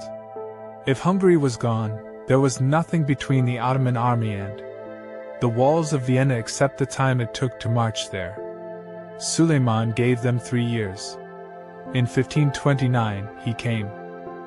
The siege of Vienna is one of the great might-have-beens of European history, the moment when the Ottoman tide reached its furthest point. Weston began, for the first time, to recede. But in the summer of 1529, that receding was not yet visible. What was visible was the largest army that had ever marched on Vienna, moving up the Danube valley with the same methodical confidence that had taken Belgrade and Rhodes and shattered Hungary. The city was defended. Ferdinand of Habsburg had reinforced its walls, brought in experienced soldiers, organized the garrison under the command of Philip the Palatine. The defenses were not as strong as Suleiman might have expected. Vienna was not Constantinople. Its walls were not the Theodosian masterpiece, but they were real, and the defenders were determined. But Suleiman had a problem he had not fully anticipated. The spring of 1529 had been extraordinarily wet. The roads north through the Balkans were rivers of mud. The artillery, the heavy cannon that had broken Belgrade and Rhodes and shattered the walls of so many cities, had become stuck in the mud of Serbia and could not be brought north. Suleiman arrived at Vienna without his heavy guns, without the weapon that had defined Ottoman siege warfare since Mehmed II. He still had his infantry. He still had his janissaries. He ordered the assault. The janissaries attacked the walls repeatedly through October of 1529. They were repulsed repeatedly. The defenders used their own artillery. Effectively, the narrow streets of the city, if the janissaries got inside, would neutralize Ottoman advantages in open field warfare. The defenders were fresh. The Ottoman army had marched from Constantinople and was not. And then winter. The Ottomans were not equipped for a winter siege in Central Europe. Their supply lines stretched 1,000 miles back to Constantinople. Their soldiers, many of them Anatolians and used to the wet cold of the Danube Valley, were suffering. In October, Suleiman made the decision that commanders make when the mathematics stop working in their favor. He withdrew. He burned his camp. He executed his prisoners, thousands of them. In the brutal tradition of an army that could not take prisoners on a long winter retreat and march south, Vienna had held. It was the first time in Suleiman's reign that he had failed to take a city he had committed to taking. He would try again in 1532.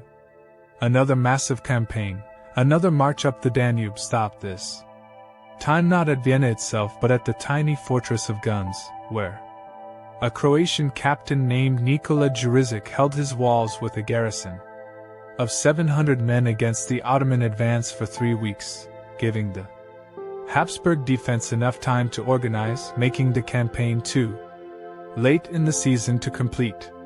Suleiman withdrew again. He would never come back to Vienna. The western limit of the Ottoman Empire had been found. Not because the Ottomans had been defeated, they had not in any decisive engagement, but because geography and logistics imposed a ceiling that military brilliance alone could not raise. The supply lines from Constantinople to the Danube Valley were at the edge of what Ottoman logistics could sustain. The campaign season in Central Europe was shorter than in Anatolia. The further north the army marched, the thinner the margin of advantage became. Suleiman understood this. He was a man of exceptional strategic intelligence, and exceptional strategic intelligence includes knowing where the limits are. He turned his attention elsewhere. The Mediterranean was calling. There was a man Suleiman trusted more than any other. His name was Ibrahim Pasha, born a Greek Christian in the town of Parga on the Adriatic coast, taken through the Devshirme system as a boy, educated in the palace school, and given to Suleiman as a page when they were both young men. They had grown up together, in the particular intimacy that the palace system sometimes produced between a future sultan and his household, and the bond between them was of a kind that the Ottoman court watched with a mixture of admiration and unease. Suleiman made Ibrahim his Grand Vizier in 1523, when Ibrahim was perhaps 30 years old. He gave him his sister in marriage. He gave him a palace larger than any given to a non-royal. He consulted him on everything. He trusted his judgment in military campaigns, in diplomatic negotiations, in the administration of the empire. Ibrahim was brilliant, multilingual, charming, a skilled negotiator, a capable commander. The European ambassadors who dealt with him found him more sophisticated than anyone they had expected to meet in the Ottoman court. He was also, gradually, becoming dangerous in the way that favorites become dangerous not through malice but through the natural inflation of proximity to power. He began calling himself Saraskar Sultan, a title that implied near-royal authority. He had himself portrayed in paintings with the kind of regalia that suggested a ruler rather than a servant. He made decisions that should have required the Sultan's approval without seeking it. and he had an enemy. Her name was Sultan. She had arrived in the harem as a slave, her origins uncertain, most likely from the Ruthenian region of what is now Ukraine, taken in a raid and sold into the Ottoman system. She was given the name Hurrem, the cheerful one, and she caught Suleiman's attention, and then his heart, in a way that upended the conventions of the Ottoman harem. With a thoroughness that astonished the court, Suleiman freed her. He married her formally, legally, with a wedding ceremony, a thing that Ottoman sultans simply did not do with harem women. The official consorts of Ottoman sultans were concubines, not wives.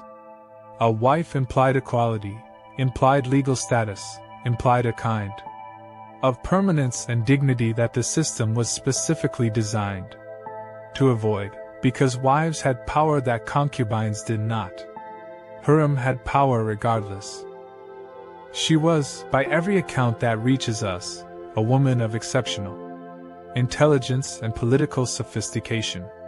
She understood the Ottoman system with a precision that her origins in it as a slave, as a concubine, as a woman with no formal authority whatsoever might seem to preclude, but that she had clearly used her years in the harem to develop completely. She corresponded directly with foreign rulers. Letters from Hurrem to the King of Poland survive, letters that discuss international affairs with a fluency that suggests a woman who had made herself indispensable to the information flows of the empire. She built charitable institutions, a mosque complex, a hospital, a public bath in her own name, a statement of permanence and authority in stone. She was also Suleiman's primary companion and advisor, and Ibrahim Pasha was her enemy. The conflict between them ran for years beneath the surface of the court, two people of exceptional ability competing for the attention and trust of the same man, either able to simply destroy the other. While Suleiman valued both, Ibrahim had the Grand Vizierate, military command, the formal structures of power. Hurrem had Suleiman's ear. In private, his emotional world, the space that no Grand Vizier could enter. In 1536, Hurrem won. Ibrahim Pasha was invited to dine with Suleiman in the private apartments of the Topkapi Palace on the night of March 14, 1536. They dined together as they had dined hundreds of times before. As friends, as the two most powerful men in the empire. Ibrahim went to sleep in the palace, as guests of the Sultan did. In the night, the mutes came, the deaf-mute executioners of the Ottoman palace, who killed silently and without the need to hear orders they might later repeat. Ibrahim was strangled. His body was found in the morning. Suleiman gave no explanation. He never publicly discussed it. The court understood, and said nothing. Whatever had passed between them, whatever final evidence of Ibrahim's overreach, whatever word from Hurrem, whatever calculation in the Sultan's own mind had produced a decision that 13 years of friendship could not override. The most powerful Grand Vizier in Ottoman history died in the night by his master's order, and was buried quietly, and the empire continued without him. Hurrem lived until 1558. She bore Suleiman 6 children and remained his companion and advisor until her death. She outlasted every enemy. She had transformed the role of women in the Ottoman court in ways that her successors would build on. The period after her death became known in Ottoman historiography as the Sultanate of Women, a century in which the mothers and wives of sultans exercised political authority that was real even when it was officially invisible. She was, in the estimation of many historians, the most politically influential woman in Ottoman history. And she had one more piece to play, one more act in the dynastic tragedy that would shadow the last years of Suleiman's reign: the question of succession. Suleiman had a son from before Hurrem Said Mustafa, born to a concubine named Mehmed II, who was perhaps 38 years old by the 1550s and who had spent his career as a provincial governor, with a reputation that was genuinely extraordinary. Mustafa was everything an Ottoman prince was supposed to be: tall, handsome, brave in battle, generous to his soldiers, popular with the Janissaries, who adored him, capable in administration, educated, cultured. He was, by the near-universal judgment of everyone who encountered him, the most impressive Ottoman prince of his generation. He was also not Hurrem's son. Hurrem had 4 sons of her own with Suleiman, Bayezid, Selim, Cihangir, and Mehmed, who had died young. For her sons to inherit, Mustafa had to be removed, and the instrument of his removal was the same one that had been used in the Ottoman succession system since the beginning: accusation of treason. In 1553, Mustafa was summoned to his father's campaign tent in Anatolia. The accusations against him that he had been in contact with the Safavid Shah, that he was plotting against his father, that he intended to seize power had been building for years, fed by Hurrem and by the Grand Vizier Rustam Pasha, who was Hurrem's son-in-law and her instrument in the court. Mustafa went to his father's tent. He was strangled by the mutes. The Janissaries, when they heard, wept openly. They had loved Mustafa. There were murmurs of mutiny more than murmurs. Suleiman rode through the camp himself to calm them, which was remarkable for a sultan who had not ridden among common soldiers in years.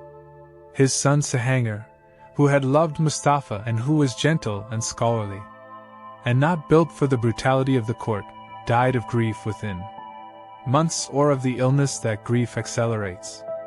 He was 22. Suleiman had done what the system required.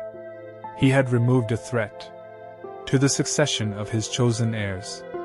But what it cost him, what it did to the interior life of a man who had already lost Ibrahim, who had killed his closest friend and now his most gifted son, the chroniclers suggest was immense. The last decade of his life was shadowed by it. He grew older. He governed. He fought. He never stopped fighting. But something had gone out of him. The Mediterranean was the stage on which Suleiman's empire and the powers of Christian Europe conducted their longest, most complex confrontation. It was not a simple conflict. It was a web of alliances and betrayals, and commercial interests and religious rhetoric that often concealed the actual motivations of the parties involved. France Catholic. France, the most Christian king, maintained an alliance with the Ottoman Empire against their common enemy, the Habsburg dynasty of Charles V. French ambassadors sat in Constantinople. French merchants traded under Ottoman protection. Ottoman fleets and French fleets coordinated operations in the Western Mediterranean in ways that scandalized the Pope and pragmatically served both parties.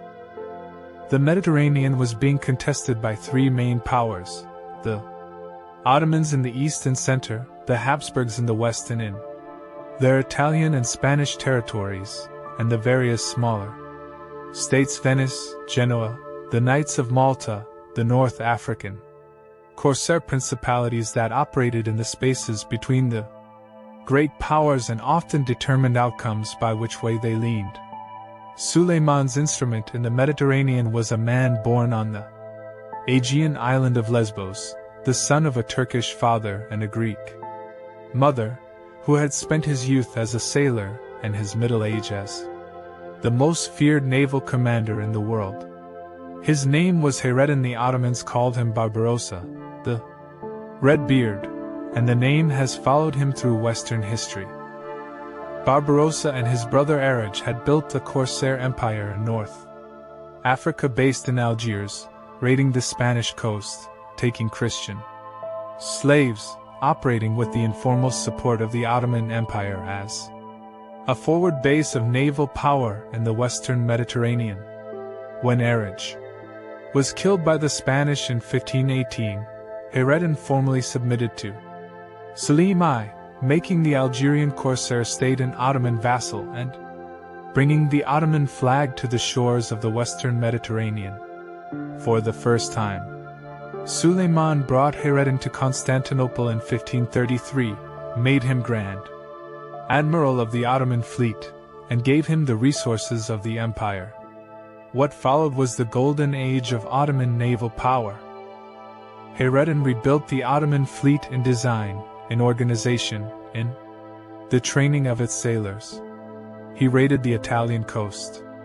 He took Tunis in 1534, briefly, before Charles V, Great Admiral Andrea Doria retook it in 1535.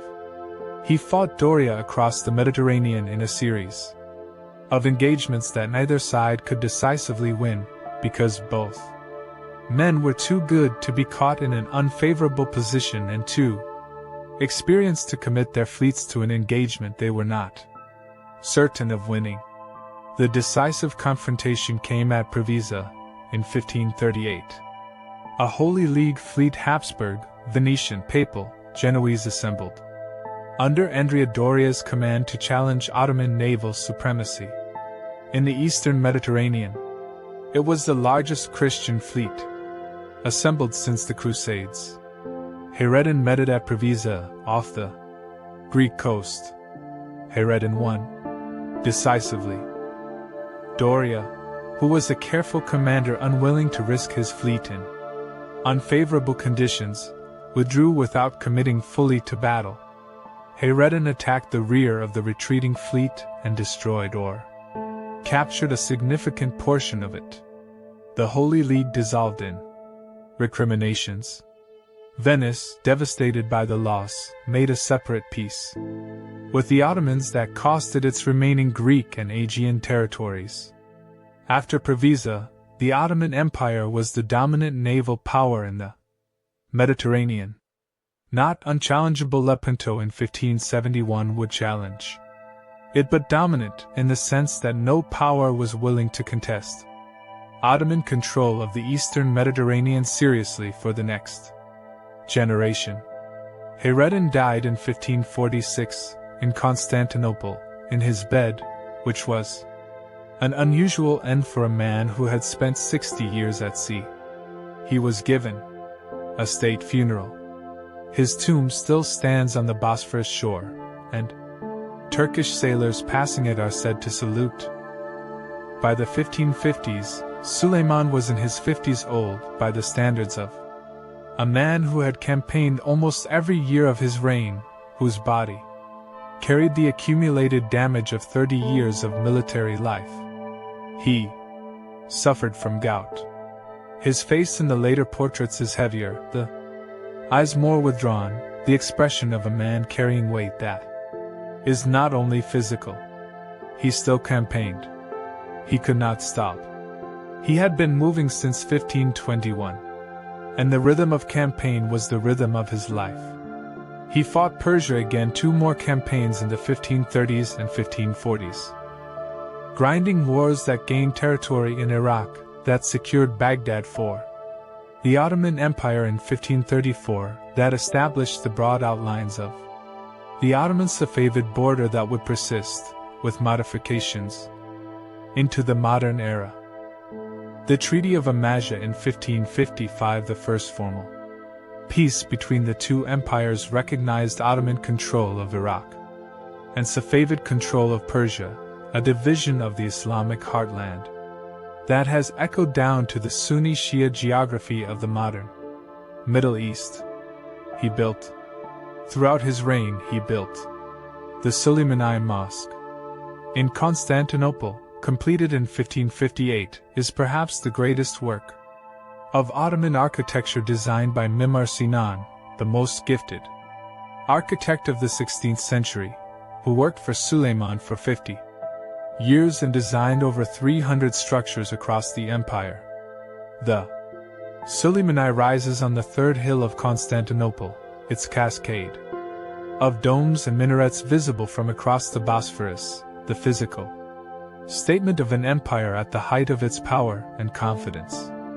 Inside, Suleiman and Hurrem are buried in separate tombs in the garden. They are there still. He codified the law. He reformed the administration. He organized the religious establishment.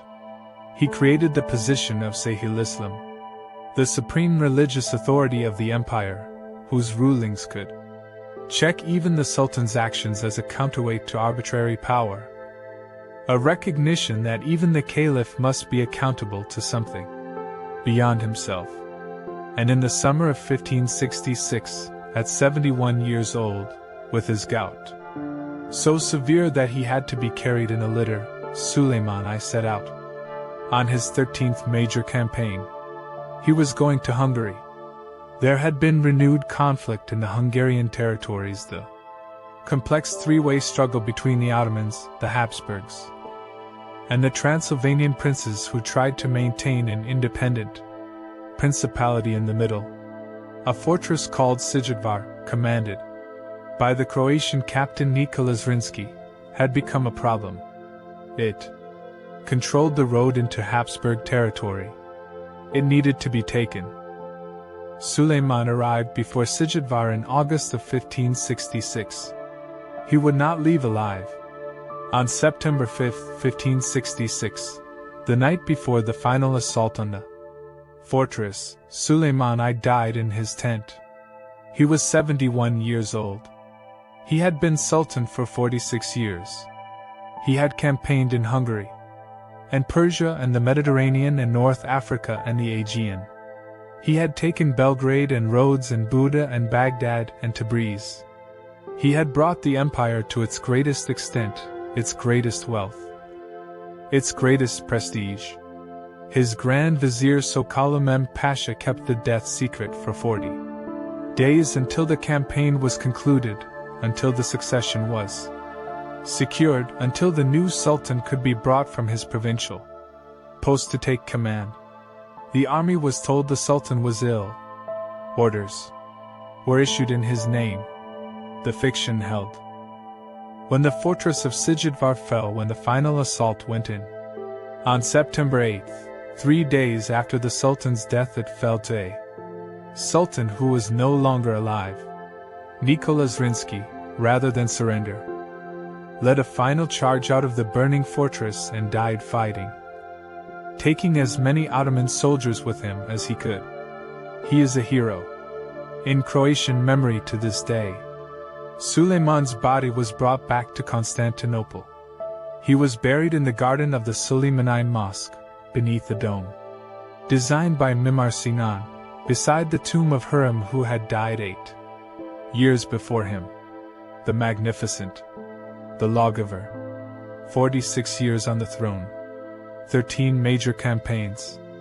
The empire, at its peak, at the absolute summit of what it would ever be, in territory, in wealth, in military power, in cultural achievement, in the quality of its architecture, and its poetry, and its law. After Suleiman, the Ottoman Empire did not immediately decline.